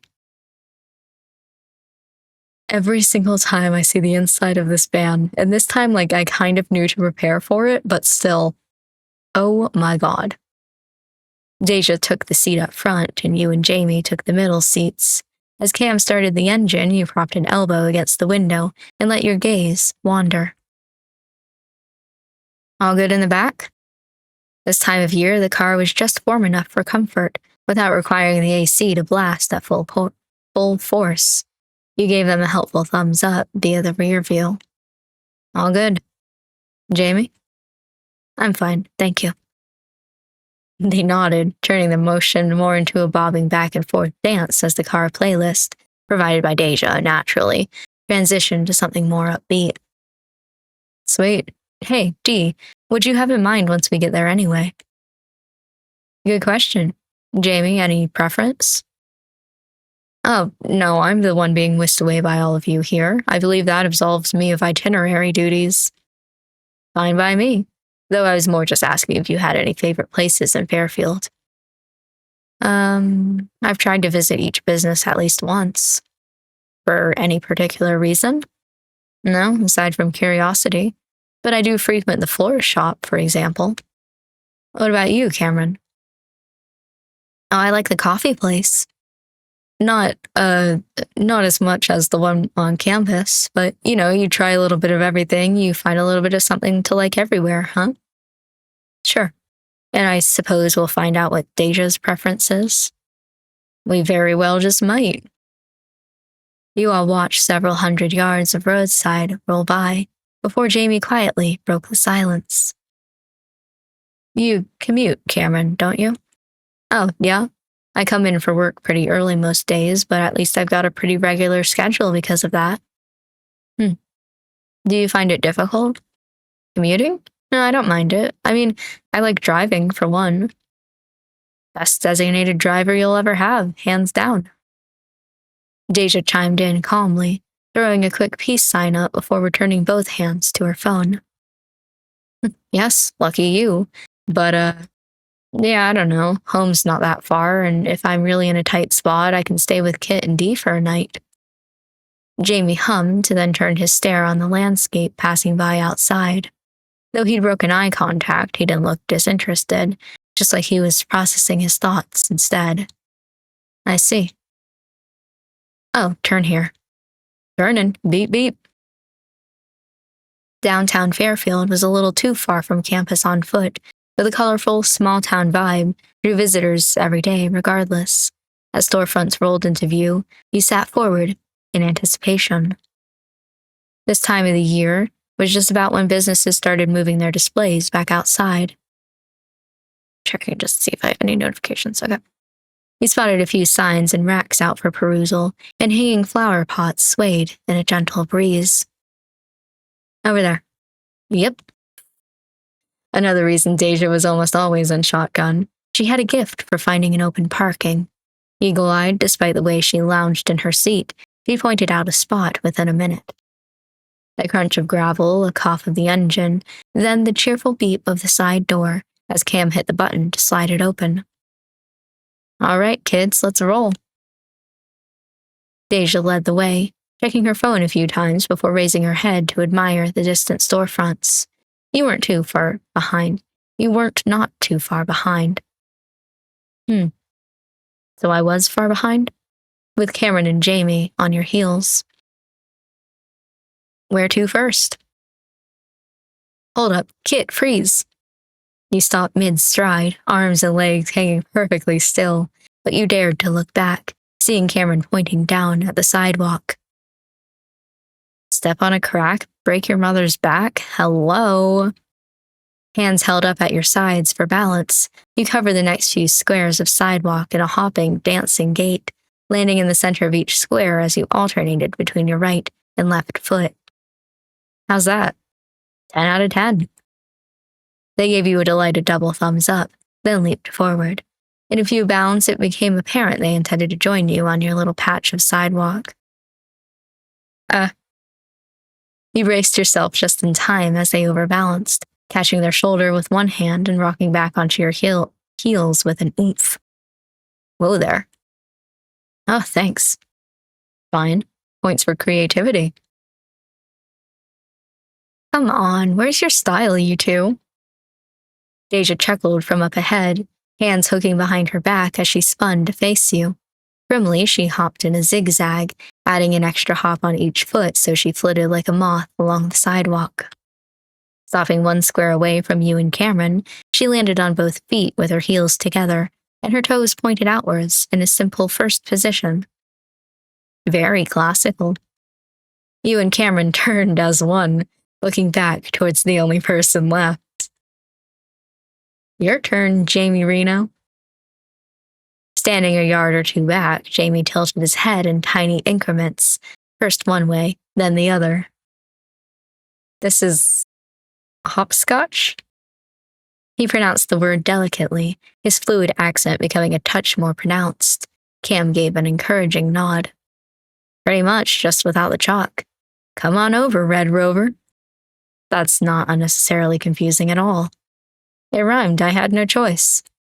While Cameron fended off a fond hair-tossling from Deja, you noticed Jamie watching them both with a faint smile.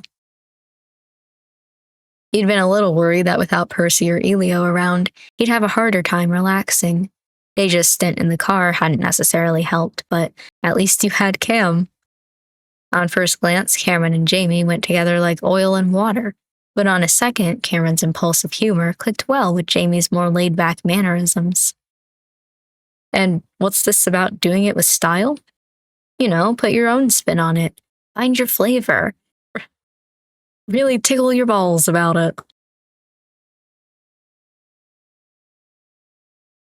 I think what Cameron means is just be you. Don't overthink it. No, go ahead, Jamie. Tickle your balls about it. For a moment, Jamie looked as if he was about to ask another question. Instead, he shrugged his shoulders to loosen them, then proceeded to hopscotch his way over to the vestibule. His gait was a little awkward thanks to the careful way he landed each hop in the exact center of every sidewalk square. Through it all, his hands stayed in his pockets, and his face remained placid. When he landed on the square in front of Cameron, he finally smiled again, expectantly, with just a touch of his typical self-satisfaction. There, how was that? Bog standard. Cameron verged on a pout, their earlier embarrassment forgotten, as they pointed pleadingly back up the sidewalk. Go again? With feeling this time? Cameron. Jamie's smile brightened to something truly happy, his eyes lighting gently with comfortable cheer. No. Aww. Cameron's energy was nonetheless infectious. As you all fell into step down the sidewalk, you each silently continued to avoid cracks in the concrete. You passed a certain store, a small establishment lit cozily by lamplight, the table behind the front window stacked edge to edge, with piles of notebooks, planners, and stationery kits. Oh no. Since she was leading the pack, you could see the determined set to Deja's shoulders as she walked firmly by. Behind you, Cameron gave an impressed hoot. D, not gonna look around while we're here? Cameron. She stopped and turned back, looking uncharacteristically conflicted as she clutched her hands to her chest, a tightly controlled, terse shake of her head, as if she was fighting to hold herself still. I can't. Not again. I bought so much last time I was in there. I think I funded their children's college tuition several times over. It was worth it though, right? It was. She answered without hesitation, then took a painful step away, and another, then another, as the distance eased the temptation in her heart. You go here often? More than I should, yes. I've never seen you in here. Bad timing, I guess. Oh? She stopped again, this time out of curiosity. Swiveling, she turned to where Jamie was looking idly through the shop's window, reevaluating him with her weight shifted to one side. I haven't seen you in here before either. Was there poison? Deja's is all the pastel highlighters. Slander. What's the point if you don't have a full set? Wax seals, okay. You blinked, even with Deja and her considerable stack of supplies for roommates. That was an unexpected answer. Seals, plural? I bought one, then suddenly I had a collection. I don't even use them. Because you have no friends to write to? No, because I just write email. He bit off his words and gave Deja a testy look. You're fucking with me. He's learning, how grand. Jamie rolled his eyes but backed off and turned to you, passing the ball smoothly into your court. Then you, Kit, what do you shop for? When it came to your downtown shopping habits, you usually ended up... Ooh, okay, let's see. Ooh, somewhere exciting. The reason why I said oh no before is that I love good stationery. I have an entire bookshelf, no joke. I'm not lying to you right now. I have an entire bookshelf in my house that's just notebooks. There's nothing written in them. Empty, plain, lined notebooks. Every so often I grab one, I start writing in it, but I have a lot. When I was moving, I really regretted having so many notebooks because it was like multiple boxes full of just empty notebooks. I was like, why do I do this for myself? And yet, immediately, the very first thing I gotta do is set up that bookshelf again and put all my notebooks in it. I have too many notebooks for my own good. This store would be awful for me. That being said, where do I usually end up when I'm like shopping downtown? If there's a video game store, I've got to peruse, but I don't always buy things. If there's a bookstore, I get at least $100 worth of books. I am spending at least $100, if not like getting close to $200 every single time I go into a bookstore. It's a problem. The bookstore isn't on here though. Unfortunately, I feel like that would be a good answer. I feel like it should be on here. But it's not. So I guess I'm saying somewhere because I'm not really a big art kind of person. What need do I have for salt and spices? I don't cook. The record store, I don't have a record player, nor do I listen to a lot of music. The toy store? Somewhere. What does that mean? It's not on the list, my dude. It means they don't really stick around if we're not there. It's a nice place for what it's worth, just not quite for me. But hang on, I'm still thinking about how we've apparently missed you every time we come here. Well, it's not like I stand in the middle of the street waiting to be recognized. Still, I should have seen you at the community garden at least once. What about the photo shoot alleyway? The frozen Zippy? Tell me you know Nina at least. What is the Zippy and why is it frozen? It's essentially an ice cream truck. It's cute. They've got a song and everything. It goes like doo-doo, doo-doo-doo-doo, doo-doo. And they do seasonal flavors instead of all the traditional ones. Such as, we should go see. Huh. And what's Nena? Oh, Nena's a dog. The dog. We see her sometimes. She just wanders around between all the shops.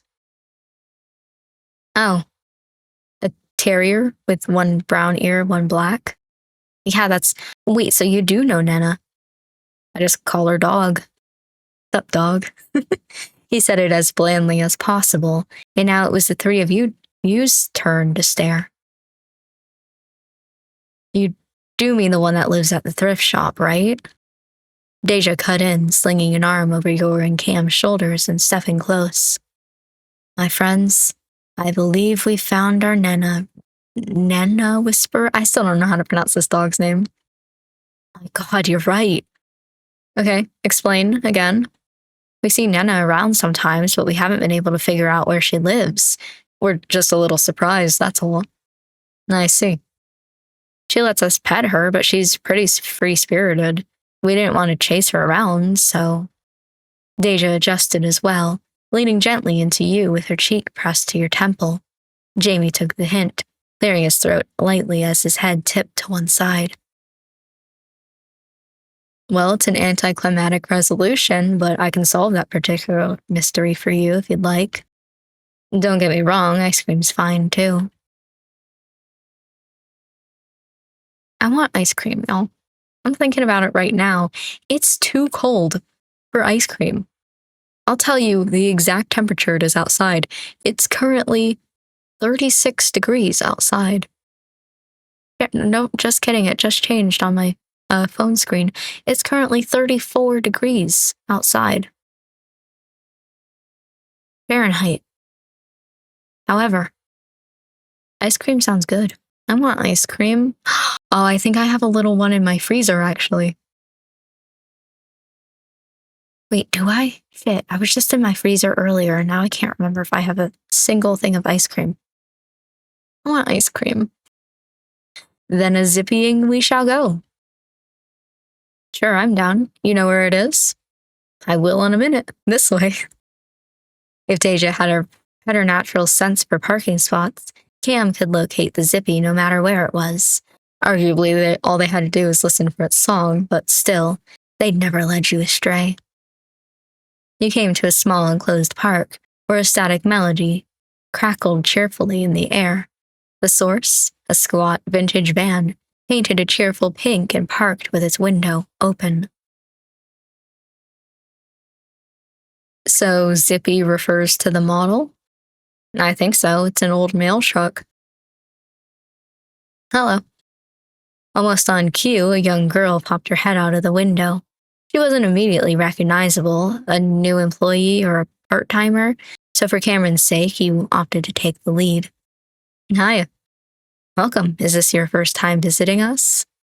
You and Cameron shook your heads in unison, but rather than point Jamie out as a newcomer right away, you carried on with the conversation.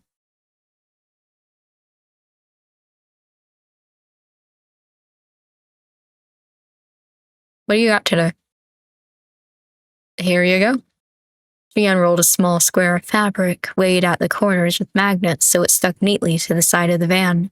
On it were 3 fabric patches representing the current seasonal menu, okay? I don't care about anything else. Just give me the choices for ice cream, damn it. Who's up first?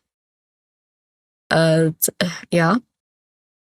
You glanced among yourselves, shuffling back a bit so everyone had room.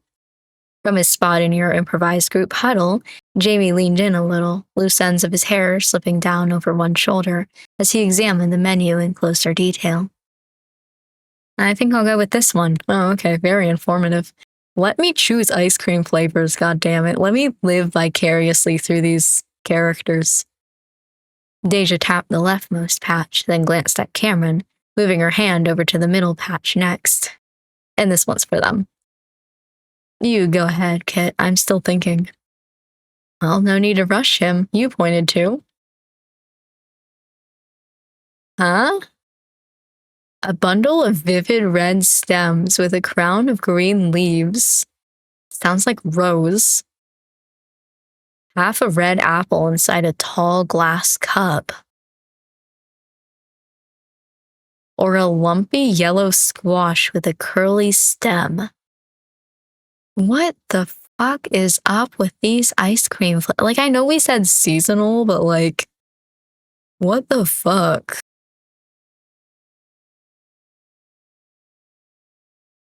I guess apple? I'm questioning the tall glass cup. Like, what exactly does that mean? My other thought is like rose, because I like floral tasting things. Something that I found out recently about myself, actually. My friends and I were trying a drink and they all hated it. And I was like, no, it's really good. It tastes like flowers. They're like, what the fuck is wrong with you?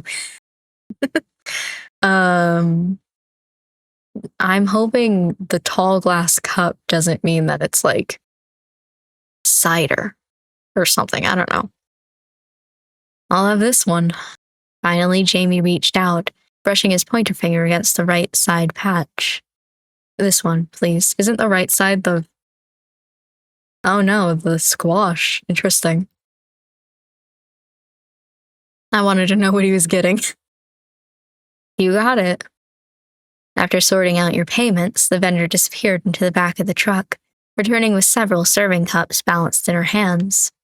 Your orders were distributed in short order.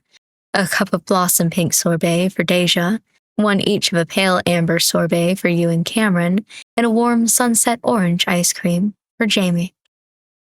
All right, from left to right, you've got rhubarb, apple cider, and summer is squash. Rhubarb. Interesting.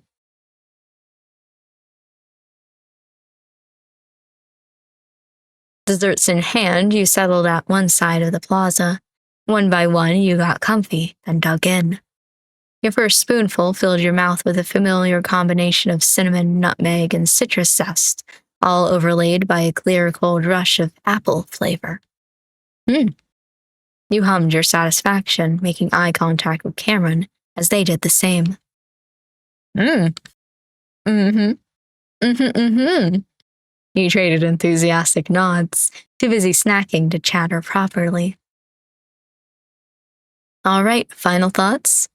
I like it. It's like a hug in the summertime, but without the sweat stains.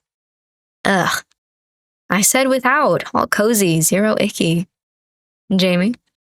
He motioned towards his dessert, and he scraped a little ice cream up before it could melt.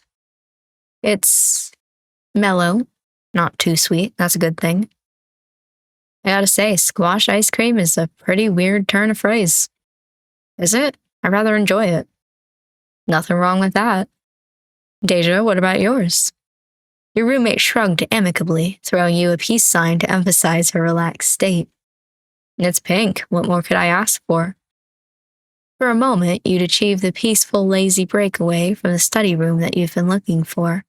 It was a nice moment, sugar-sweet and dappled by warm sunlight. And then it all went horribly wrong. Want to see who can get brain freeze the fastest? That'll do it. And there it went. I'd say the winner gets ice cream, but that seems recursive. I mean, ice cream is ice cream.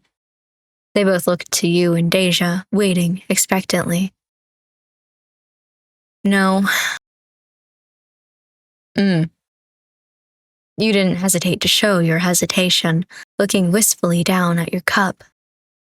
Okay, do not worry. I'm gonna kick your ass so fast at this you'll have plenty left to enjoy. Oh, so it was like that. Okay, Molinares, you're on. Your roommate only raised her spoon. Why are we doing this? Readying herself with a wordless smile. And thus, as Cameron giddily counted you down, you prepared to freeze your brain. Oh no. 3, 2, 1, go, go, go. I almost said that backwards. You lifted a large spoonful and chomped down, pressing your tongue against the roof of your mouth. Your senses flooded with flavor before whiting completely out as a wave of frigid pain hit you. Oh, I almost had it. Brain freeze!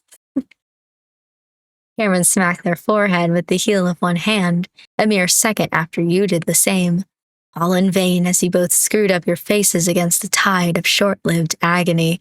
Why are we doing this? Cracking an eye open, you were rewarded by the rare sight of Deja sitting with her face scrunched up as well, lips pressed tightly shut into a reluctant pout. Doing okay there, D? It's quite sour in large mouthfuls.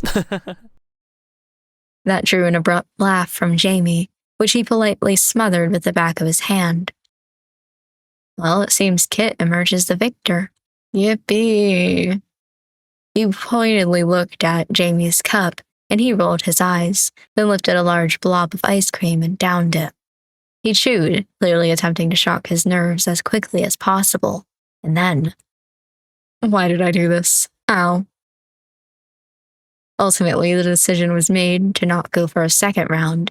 An IOU for the winner would have to suffice. You polished off what was left of your dessert, chatting casually, as you did. When's the best time of year to have ice cream? The question is flawed. You can eat ice cream anytime. It's the same. It does hit different in winter, though, doesn't it? But it's still the best in summer, I think. The contrast is the best part. I think it depends on the flavor, to come to think of it. I don't see how, aside from personal taste, how would an ice cream flavor relate to the weather at all? Noticing a small smear of melted ice cream on his hand, Jamie clicked his tongue softly and stood. He extended a hand for your empty cups, gesturing for you to stack them together. I'll take these to the trash can if we're all done. I need a napkin anyway. You lolled back in your seat in the meantime, gazing up at the springtime sky overhead. Next to you, Cameron did the same, shaggy bangs falling back messily as they sighed. This is nice. Feel better about exams yet? No. But I do feel better about feeling better. They made a nonsensical wiggling gesture with one hand, and you nodded solemnly. As strange as it sounded, taking time off from studying was an important part of, studying. What about you? All good? Mm-hmm. It's been a good break. Good. I think we all needed it. Would you like one of these? Jamie interrupted you as politely as he could, and you pulled yourself around to face him as he returned. He held out a die-cut circular sticker, nodding back towards the Zippy for an explanation. I got a few. Just on a whim? Just on a whim. He blinked patiently at you, and after a beat, you took the sticker with a dry smile. Well, thank you. You're welcome. These are cute. I always forget to ask how much they cost. Thank you. It wasn't quite a shrug on Jamie's shoulders, but you got the sense he didn't want any of you to offer to pay him back. You just slipped your sticker away for safekeeping instead. Oh, okay. Soon you were meandering down the street once more, picking up a friendly debate about film and television adaptations. You didn't like that one? I thought it was pretty good. Visual effects can only compensate for so much. The real question is, do you read the original before going to see it? You opened your mouth to chime in, but stopped as you realized you heard something. Hey, what's going on over there? Up ahead was the muffled flow of multi-layered conversation, interwoven with distant music and the rustle and snap of canvas overhangs in the breeze. Deja, Cameron, and Jamie paused to listen as well, and you all leaned over to peek around the corner of the next crosswalk. Whoa, how'd we miss this? A double row of tents stretched down the city center, capped at the far end by a traffic barrier and a small stage. Residents and students alike browsed, chattered, and laughed as they all milled to and fro. Looks like a festival. Look up there. He followed his gaze back to the stage, where a guitarist provided an idle acoustic backdrop to the whole event. Above, a banner advertised a 2-day craft fair, sponsored by and for local businesses. Wait a sec, there are clubs here too. Cameron pointed at Rin Mayer's colors painted on a few signs and booths. Attendees at one such booth were decorating cupcakes, those at another folding paper flowers, and at a third, weaving? So that's why campus is so quiet today. I wonder when all this was organized. Pretty recently, I think. It wasn't advertised in any newsletters until a week or two ago at most. Something about Deja's tone gave you pause. She was searching the scene with specific intent, ignoring the booth's contents, in a way that reminded you an awful lot of the barbecue. There was one difference, which you noticed only by the dint of being her roommate. Yes, she was watching as if to check things were running smoothly, but she was wary, almost as if. Deja, is this? Huh? Your roommate's smile was iced with sweet intentions. It clicked. Deja had known the fair would be here. But, and here was the important bit, she didn't want to be here as an SGB member for once. Whatever the reason, unfortunately, Deja Lamar had a reputation for never, ever taking a break. Deja, thank God you're here. Walk faster. Before you could move, a vaguely familiar student wearing bright pink leggings leaped onto your path, reaching out to grab Deja dramatically by the shirt. Deja nearly sidestepped, and as the student caught her balance, you noticed her bedazzled name tag. That explained the familiarity. You'd seen her a few times at events that Deja had helped manage. You weren't really acquainted, it was just that between the highlighter tones of her outfit and her ability to speak in all caps, it was easy to recognize her as one of the SGB's more outgoing students. It happened. One? What happened? My fortune teller told me it would, but everyone else on the board said we'd have enough, but we are in fact completely out. We're out. Out of sequins. After that particularly piteous wail, she paused for breath. Silence settled like powder snow for all of 2 seconds, as each of you blinked slowly at her. And this is a problem because, Deja, please, the fact that the problem exists at all means I failed as the event organizer. You know I've been planning this fair for months. You looked carefully to one side, trying to catch Cameron's eye. Your suspicions that Deja had known about this fair all along seemed more plausible by the second. Cam, unfortunately, was too busy hiding behind Jamie. The two of them had promptly taken 3 large strides backwards upon. Again, I don't know how to pronounce this name.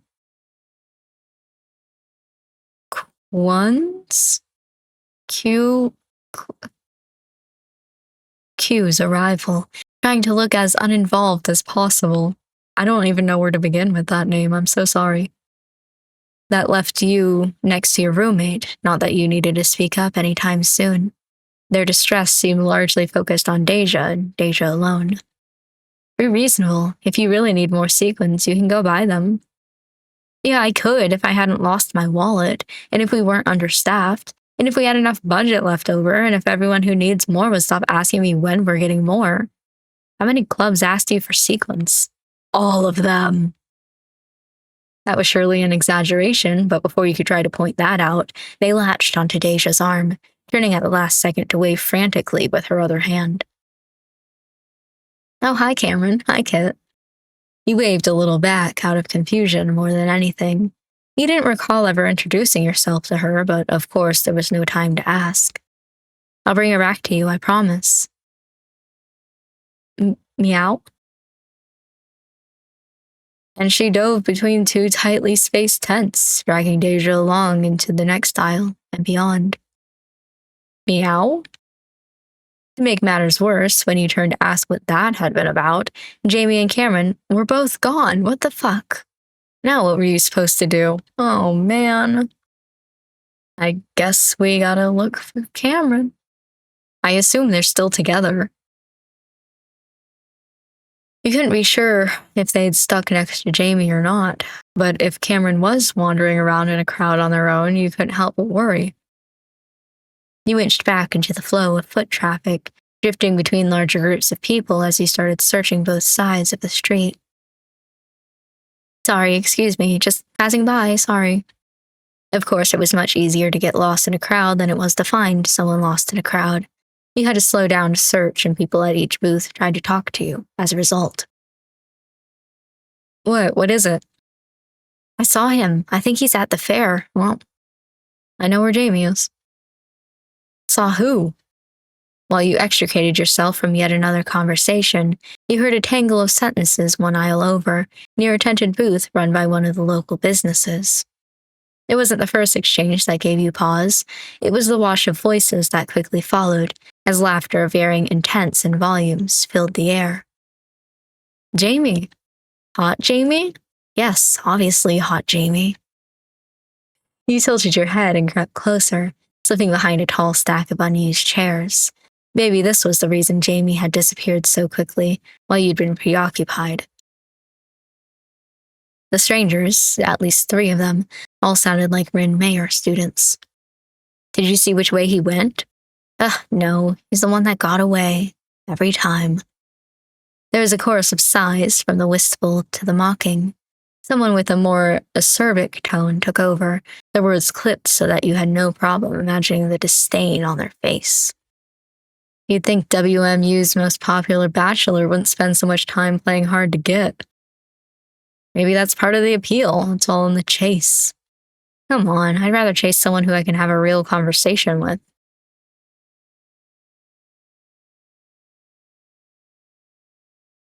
I hate these people. Honestly, get behind me, Jamie. I'm fighting all of these people for you. What the fuck? Get away from him. Again, laughter. Colder this time.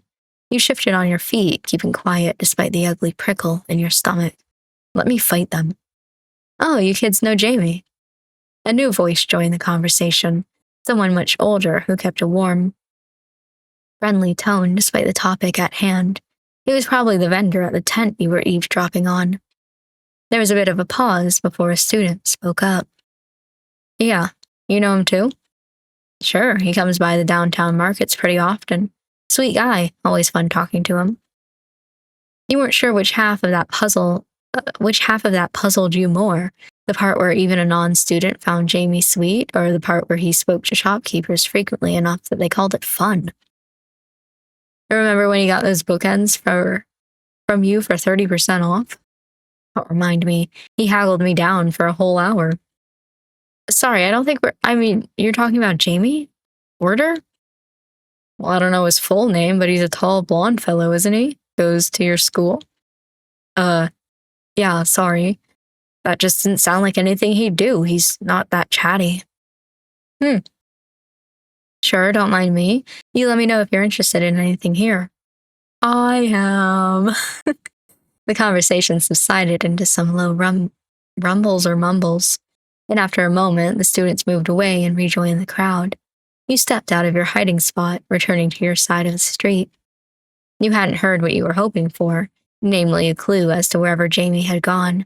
Instead, you'd heard two gossiping perspectives on the man himself.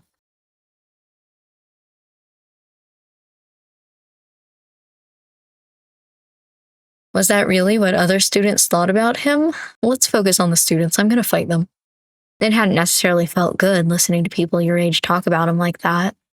If the debacle at Reina's had been any indication, this is how people usually treated him, by brushing right over his own boundaries and expressions with their own assumptions firmly in hand. You knew from experience that he knew how to put his foot down when he felt the need to. Judging from what you just heard, that backfired on him too, by making him seem cold and evasive. It wouldn't do to speculate too much on your own. You cleared your throat gently, then looked to each side of the street. Time to get back on track. For now, that meant wandering around the fair, searching each row of booths and tents for signs of the people you'd come here with. It was slow, but it was better than waiting for them to find you. As you passed one of the school club tents, a brassy laugh caught your ear. It's all over now. You're almost out of sequence. No, I can make this work. You glanced in the tent before you could help yourself, spotting a sign that seemed to advertise Rin Mayer's Ceramics Club. Inside, two students were holding a demonstration for passerby. They'd apparently chosen to make sculptures, and both of their projects practically bristled with sequins, embedded in the unfired clay and glimmering in the daylight. Gone too far to turn back. Your pride will be your downfall, fool. On your own head be it. You had a feeling you just found out why she was so desperate to find more sequins. You shook your head, smiling to yourself, and kept walking. You made it halfway down the next part of the fair and ran into the student government booth, crammed tightly between two larger tables. The place was a tiny beehive of activity. You had a suspicion that neither Cameron nor Jamie would be nearby. They'd disappeared as soon as Deja had gotten roped back into her responsibilities, after all. Hey, hi, excuse me. But then the student at the front of the booth waved vigorously at you, trying to catch your attention. Nope. You felt bad about ditching them, even if you didn't exactly know them. Still, you were on a mission to find a missing friend, and so you shook your head apologetically before turning to hurry away. Before you even realized she was behind you. You crashed right into Deja. Or, well, you would have if she hadn't caught you smoothly by the shoulders and spun you around. Nice try, Rumi. Oh, there you are. Your heels scraped a little reluctantly on the asphalt as she steered you cheerfully back to the SG tent. Oh, no. Now it was your turn to get roped into something. Deja, you're back. I am, but I've only got time for one more thing. What did you want Kit for? Damn it. Oh, they wavered for just a moment, then pointed down the street, towards the stage that capped the far end of the craft fair.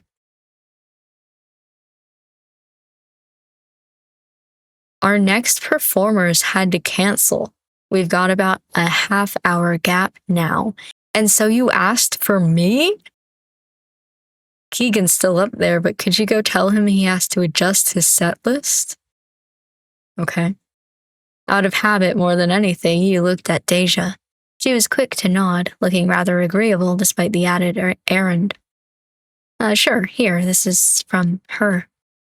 In exchange, she handed over a folded receipt, and as the SG member added it to a folder, you and your roommate stepped away. So, how'd everything go with her? Deja waved a hand languidly, then reached up and slid her hair back over one shoulder. It went fine. She mostly needed help calming down. Did you find more sequins? Long story short, yes. I had to talk to the art store people about giving us a discount. You know, I heard someone around here saying Jamie likes to haggle too. She hummed inquisitively at that, her arms swinging lightly as she relaxed her gait. I really should try to recruit him. It'd be nice having another negotiator around. I don't know, I feel like he'd prefer to stay out of everyone's way. Something about your tone tipped her off, and Deja shot you an expectant look. With a light shrug, you told her more about the conversation you overheard. Yeah, unfortunately, that sounds pretty typical. I don't envy him. I knew he was popular, but yeah, it wasn't great. It's juvenile. Deja spoke simply, her voice crisp and controlled. She nudged your elbow lightly to signal which way to turn, and you followed her with a small smile. The farther you got from the student government booth, the more her posture and demeanor loosened. That was good. She deserved a break as much as the rest of you did.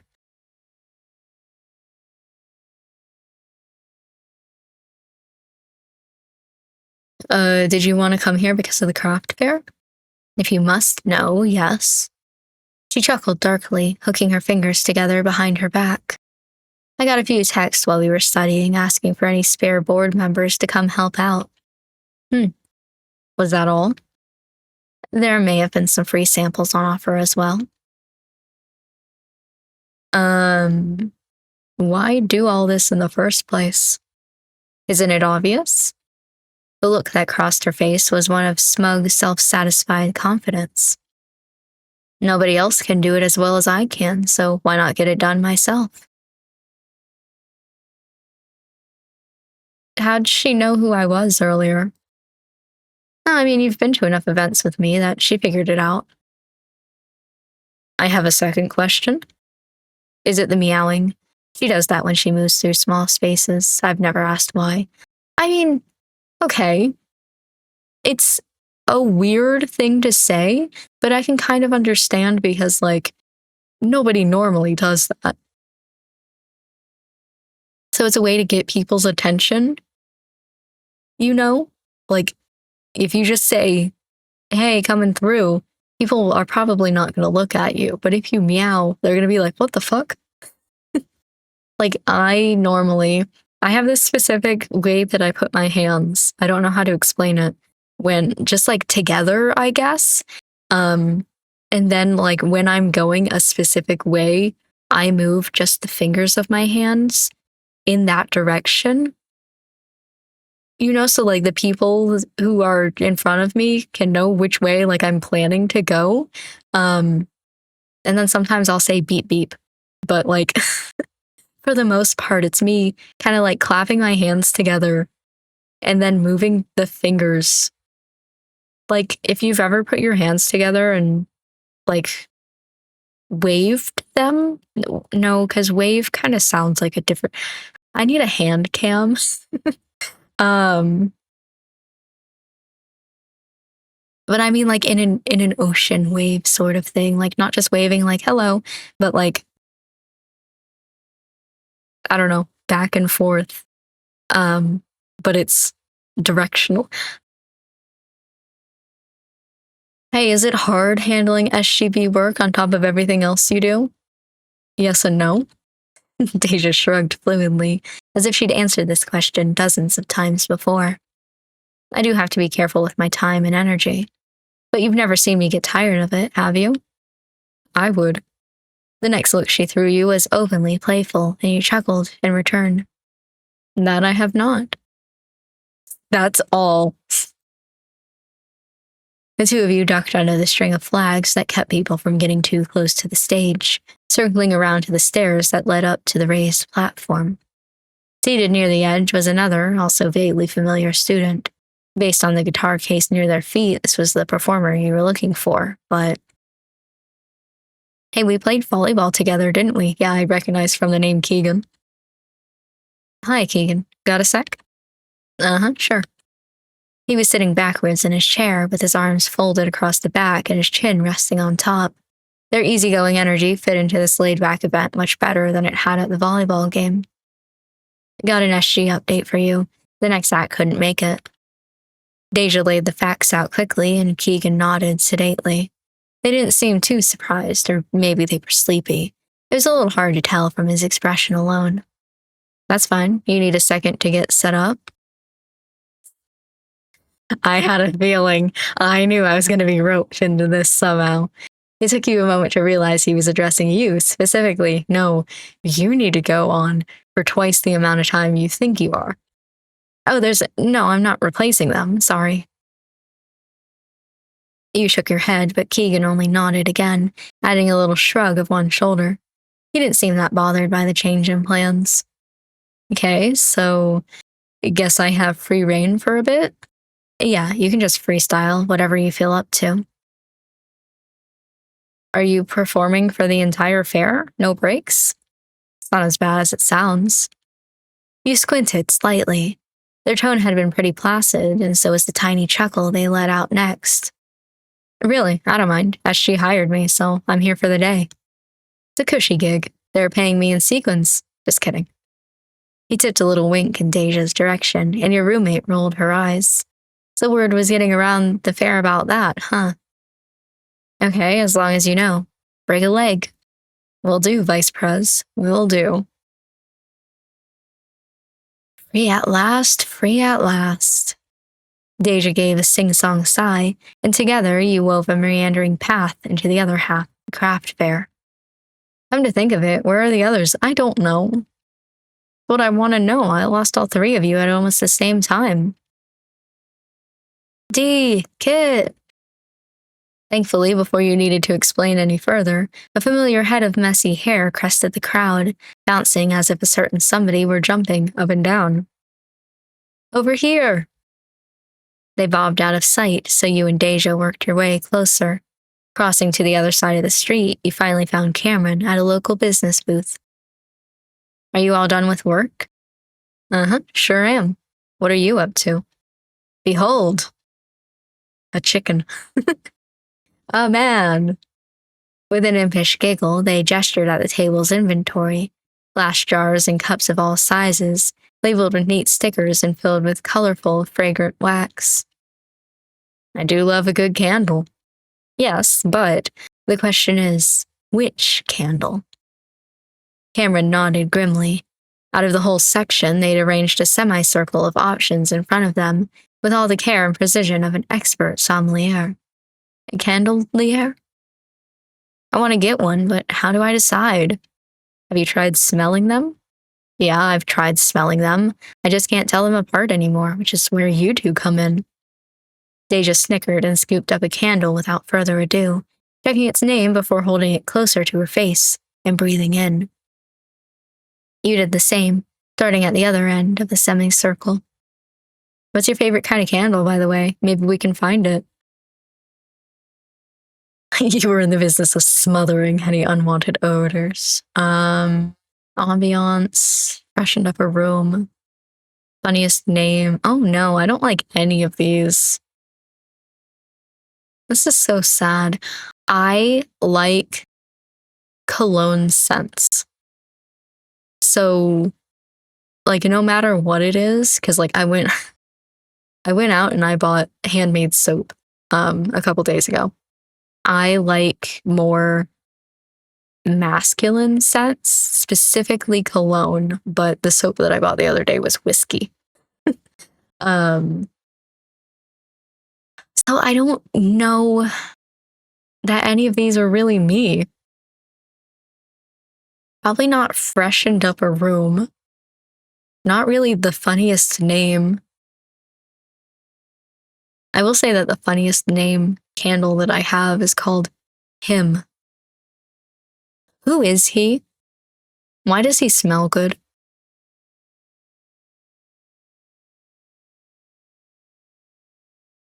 You preferred not to be distracted by scents. That's not the point.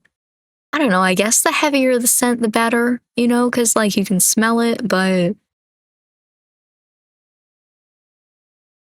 I don't like any of the options. I like the super strong ones, you know, potpourri. potpourri. Core, but a candle. Like a really sweet vanilla? I was thinking about putting one of those in my car.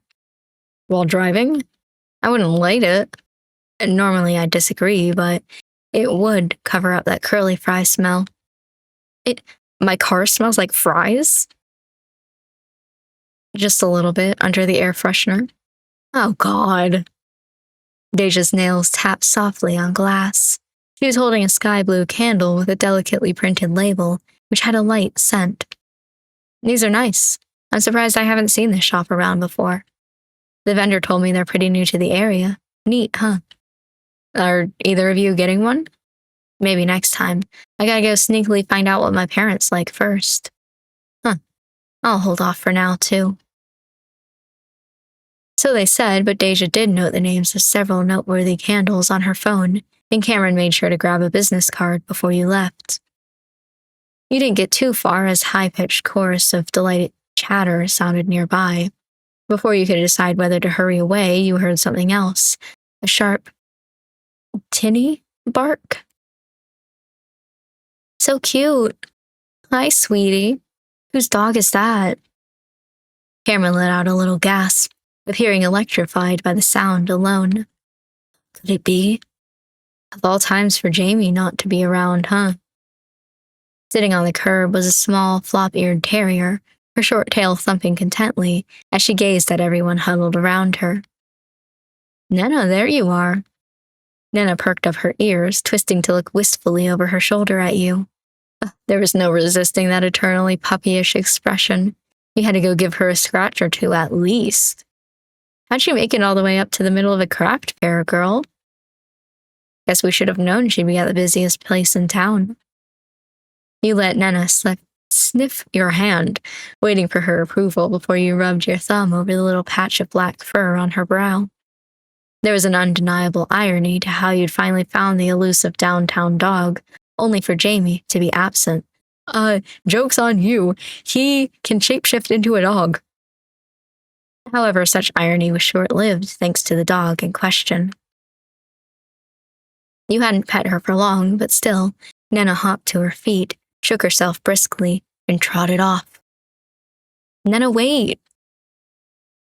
Keeping on Nena's figurative tail, you noted how she cleverly stuck to the edge of the street when possible, passing under tables and booths to avoid distracted pedestrians. Excuse us, Kit, be careful.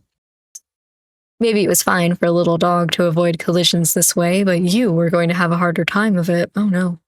Yep, I had a feeling. You dodged out of the way of a few excitable kids as they ran up to the Origami Club's booth with their hands full of folded paper flowers. Nena ambled up on ahead, and so did you. Hey, sorry. The smell of freshly baked goods at the dessert club's table almost distracted you, but you rushed onward with steely resolve. Rather than push through the line, you looped around and kept going. Excuse me, sorry. You followed Nena past the weaving club next, and spotting motion out of the corner of your eye, you caught a wayward ball of yarn as you passed by, tossing it gently back to its owner with a smile. How did that even happen? Despite all your efforts, you emerged from the crowd more than a little befuddled, with your quarry nowhere in sight. What the? You turned on the spot in a half circle, twisting this way and that in a fruitless attempt to find a dog that only stood as tall as your shin. Before you could call out, you heard a familiar voice behind you. Hey. Kit, what are you doing? You spun fully around and came face to face with Jamie, sitting on the curb and patting Nena's head. I was following Nena. Uh-huh. What are you doing? He gestured at the street, then shrugged as if to say he was taking a break. His other hand remained scratching Nena behind the ears until her free-spirited attitude kicked back in. With a jingle of her collar, the terrier wriggled free, licked her nose, then scampered off one more time. Aw. Kit, Jamie. He turned just in time to receive a soft bop on the forehead. Ow. First of all, let's think twice before we run off next time, okay? Yes, Mom. Second of all, I think we have a problem. Okay? Deja gestured, and the two of you followed her to a bench on the side of the street. In the shade of the tree behind it, Cameron was speaking softly to a young kid. What's going on? Did the kid get lost, or did Cameron get lost? We ran into them just now. They lost their balloon.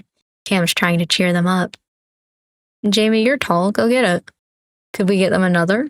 And that was my thought too, but it's a long line, and they said they're waiting for their older brother who ran off on his own or got lost or something. It was kind of hard to figure out between the crying and, well, Cam's better with kids. How could they not be? Cameron might have been an only child, but they had more little cousins than they knew what to do with.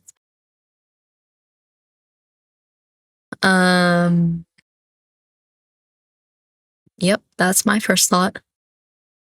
While Deja sent a few questioning texts, he stepped back and looked straight up. Hidden amidst the leaves, the very end of a colorful string was tangled around a branch. Jamie, it's for you. Deja, I think I just solved half the problem, at least. Which half? The half regarding the lost balloon. Jamie stepped forward, circling the nearby tree as the rest of you paused to watch him.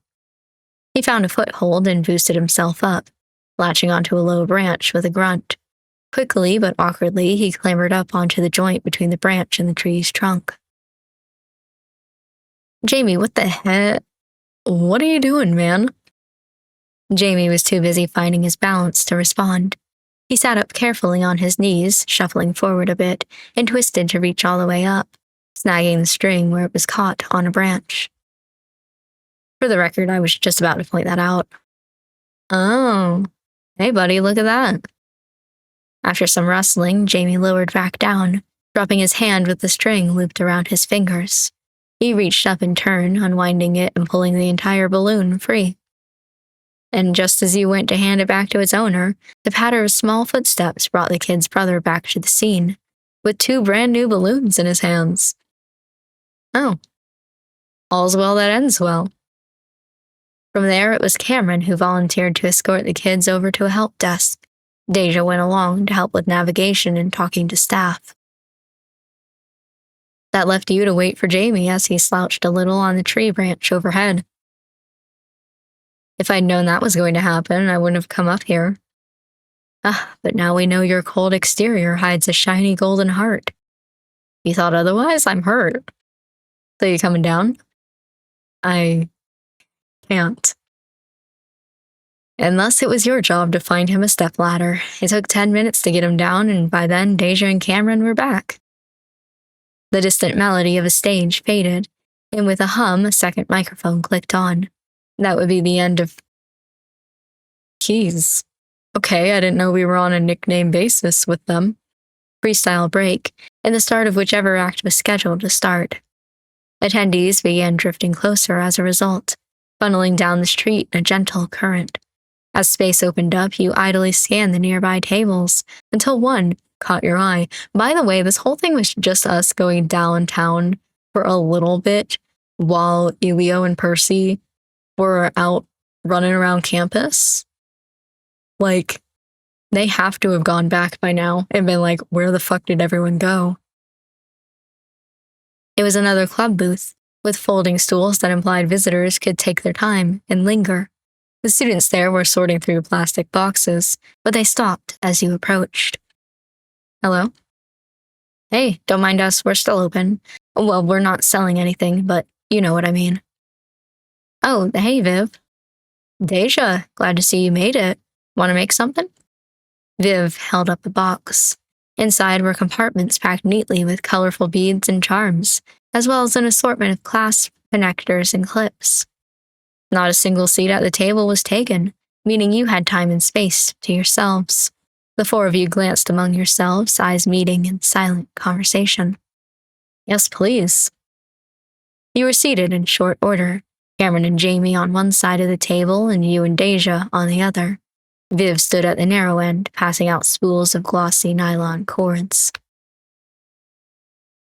Well, if it's not obvious yet, we're the jewelry-making club over on campus.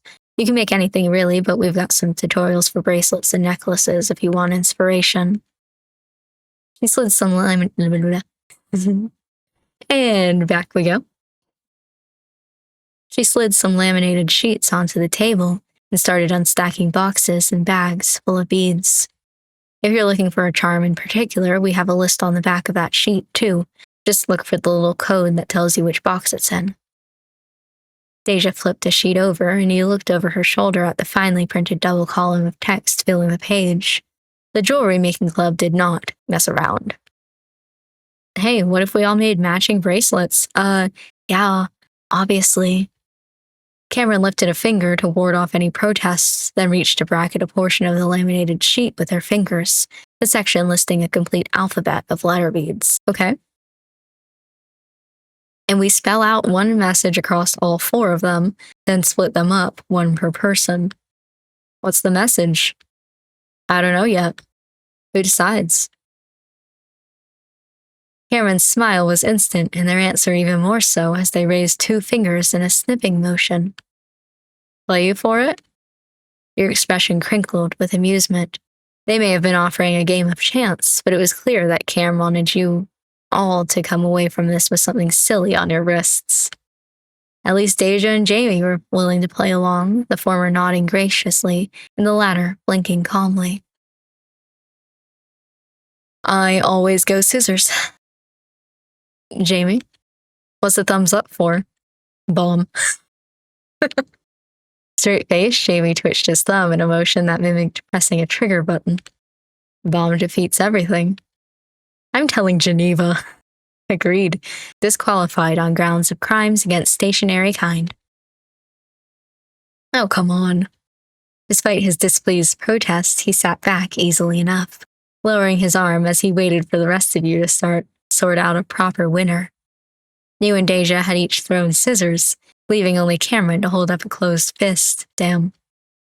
Gotcha with the subliminal messaging. All right, give me a sec.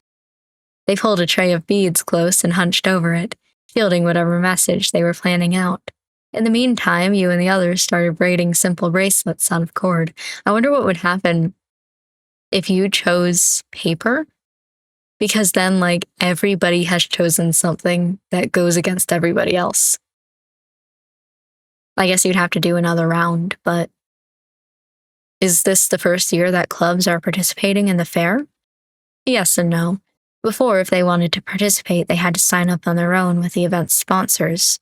This year, the SGB stepped in and streamlined the whole process from the start. Was that your idea, Dee? Your roommate tilted her head back and forth, holding still as you helped her measure how much string she needed around her wrist. No, it was the senior on the board who got things rolling. That's why I was just on reserve when it came to running things. And you ended up not on reserve because poor guy got taken out by food poisoning. Each of you made a vaguely sympathetic noise at that. Cameron burred their lips in softly, still busy sorting through beads. It always seems so stressful organizing things like this. It's not that bad. We've had bigger ones. The barbecue is bigger, and tapping a daisy-shaped bead thoughtfully on the table, Deja glanced at Jamie. He'd fallen quiet, busy concentrating on his bracelet. You're 3rd year, aren't you? I heard there was a pretty big concert actually 2 years ago. I transferred in the same year that Percy and Elio started. There was something deliberately pruned back about his tone then that told you he wasn't going to explain how or why. Oh, I see. Okay, ready. Cameron sat up straight again, pushing a few selected beads to each of you and drumming their palms lightly on the table in anticipation. Make sure they stay in order, okay? Looking down at your own allotment, you felt your brow crease slightly with confusion. From left to right, you had 3 beads, a C, an A, and an M. Hey, Cam, you sure you gave me the right ones? Sure am. It'll make sense later, I promise, okay? All done. Thanks to your hesitation, Deja was first to finish, holding up her bracelet with a quiet smile. Unfortunately, her letters didn't do much to clarify things. From left to right, they read ISDA, Cam is the bomb. Jamie mumbled under his breath. And well, it has to be a 4-word sentence. Jamie mumbled under his breath, and you squinted slightly. Got an idea yet? No. Not a whit. Deja demurred bluntly, shaking her head. Cameron chuckled, then turned aside, glancing down at the loose ends of Jamie's bracelet. I had to crack my wrist. There it goes. Want some help with that? Jamie nodded and dropped his bracelet into their hand. While Cam added an adjustable knot and a final bead, Jamie glanced at your side of the table, where Deja was helping you with the same. Oh, okay. Oh. What, did you figure it out? More or less. Don't spoil it, I'm almost finished. Returning Jamie's bracelet, they quickly looped a few more beads onto their own and finished the braid, knotting everything together, slipping it onto their wrist, and securing it. Okay. In order, Kit, then Jamie, then Deja. You extended your hand as requested. Cam. Or run. Is the best. Okay, so I was still right. Cam is but I said bomb. Cameron presented their arm with a victorious flourish. Hey, that's not funny, it's just true. Cameron's obvious exhilaration made it difficult to truly protest, and he pushed back from the table with a laugh and a well-meaning shake of the head. Did you know you were going to win? I can't believe you had that ready to go. Excuse me, I left it to fate. Not my fault, I'm just fate's favorite. Deja, do you have a second? Deja stepped aside with Viv, and the rest of you cleaned up and gathered your things. Your movements were now accompanied by the occasional click of beads, an unexpectedly heartwarming sound, which you heard from the others' wrists as they shuffled about. Sorry, we can go now. Where to is the question. You didn't doubt there was more of a fair to explore, but Cameron spoke up to the contrary, looking a little sheepish while they towed at the ground. Well, I'm feeling a little low battery after all this running around. Not that I didn't enjoy myself. We should be getting back anyway. You blinked a little guiltily, having blissfully forgotten that there was a literal study room waiting for the 4 of you to return, not to mention Percy and Elio left behind all this time. The festivities faded quickly behind you as you trekked back to Cameron's car. I full named them. I mumbled the last bit. It was like Cameron, but I full named them right there. Where the drive down had been abuzz with the clandestine excitement of a sneaky trip off campus, the return was more sedate. Traffic was merciful, and you were back in no time. Cameron led the way out of the parking lot, spurred on by the promise of a potentially lukewarm drink.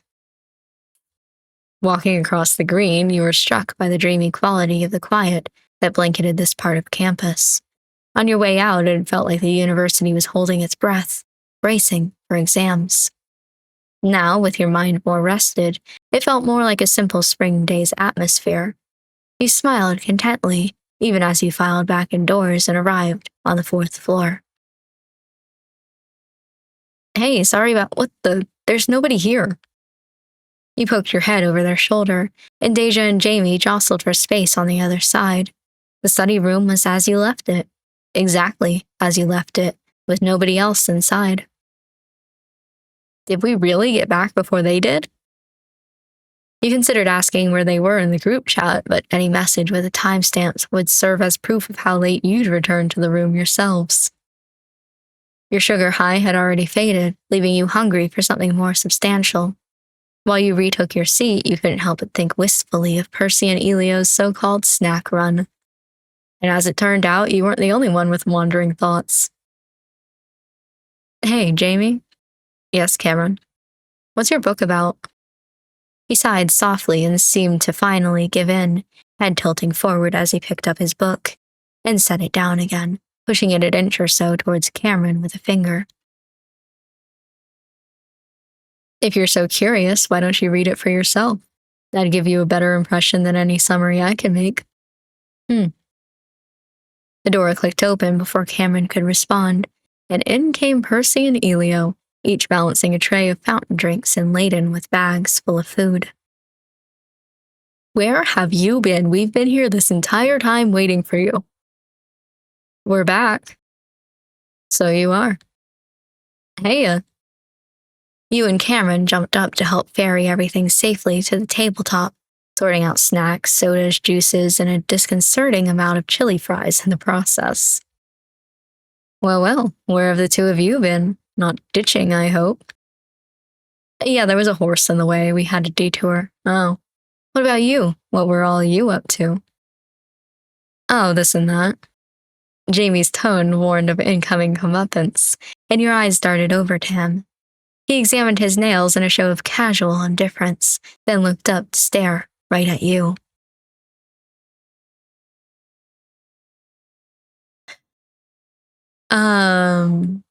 What does this mean? Hold on.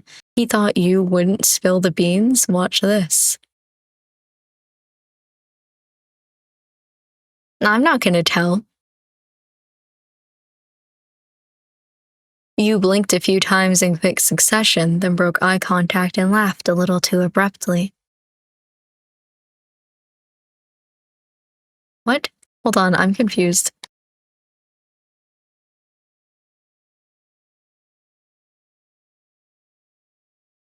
I wish, right, Cam?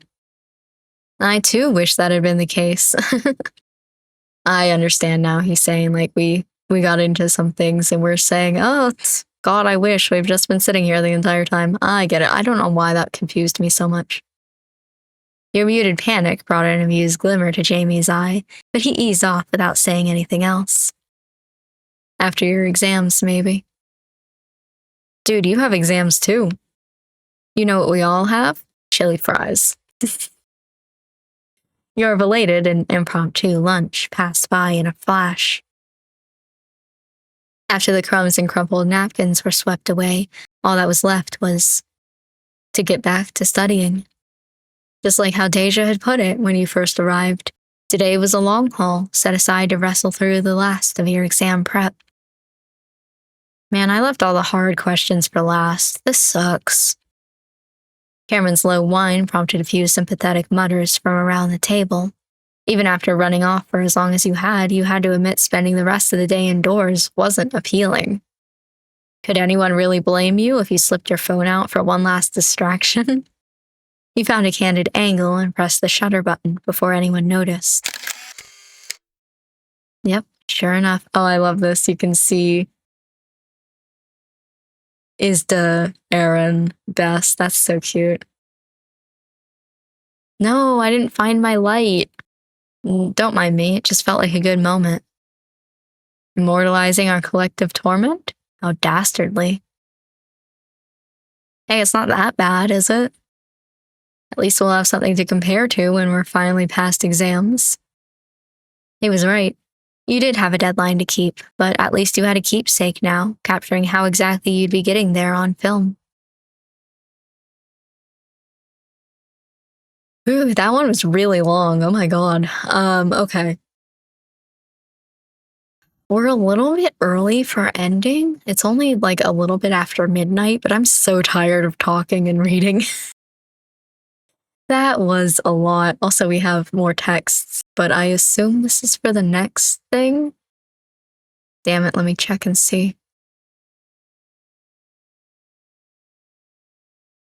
Because I can always go back.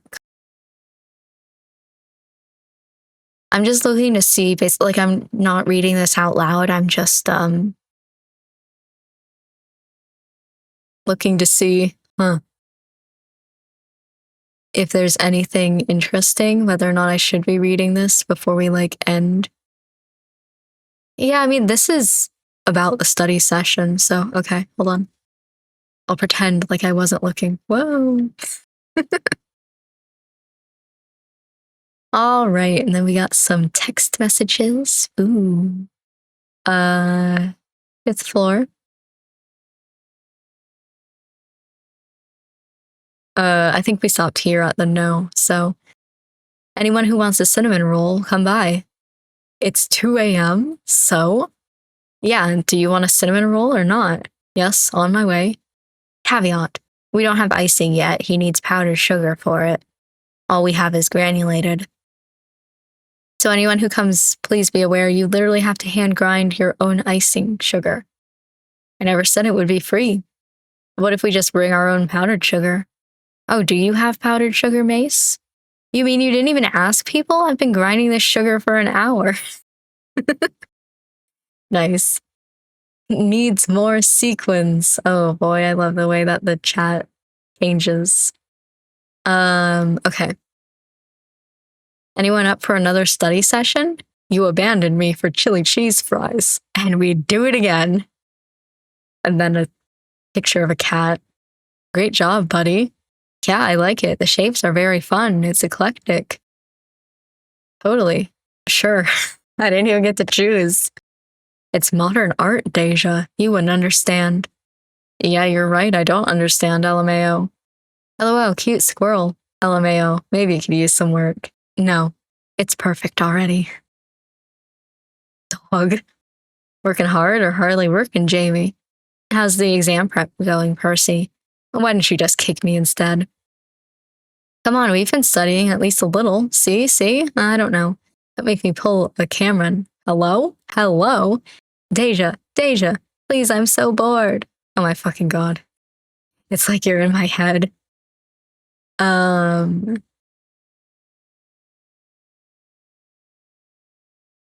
Honestly, I don't really need that much time to study. Well, you're in luck. It's festival time. Who's excited? Apparently you, most of all. I am. Jamie, please, I'm the most excited. Yes, my mistake. But I've also never seen Deja this excited. SGB has a pep quota, so I have to put in the hype, because the hype is what keeps us working. Okay, when you put it like that, kicked me out. We all have to go, right? You sure do. Donut. Because why not? Okay, so it sounds like the next event is going to be some sort of festival thing. I do like the way that the text messages like lead you into the next event. I'm also wondering if did this used to have two? I don't remember. Anyway, like I was saying before I started reading the text messages, we're a little bit early for ending recording tonight, but I'm so tired of reading and talking. It's been almost 3 hours of me just straight reading. And, I like the game, but after a while, you just have to take a break. I'm all braked. I'm all talking out. So I'm going to go ahead and end this recording here for now. But I think what was that, our second or third out of, I think I saw 5 or 6. So we're about halfway through. Yippee. And I'm excited to see what else. I'm really liking how Jamie is growing on me. I'm actually really surprised about that. And I feel like I haven't been paying Elio enough attention. So will I give him a little bit more attention? I don't know. Depends on how the game goes. But yeah, I'm going to end it for tonight. So thank you for joining me tonight for a little bit more Keyframes. I hope that you enjoyed, and I'll see you later for a festival, it sounds like. Exciting.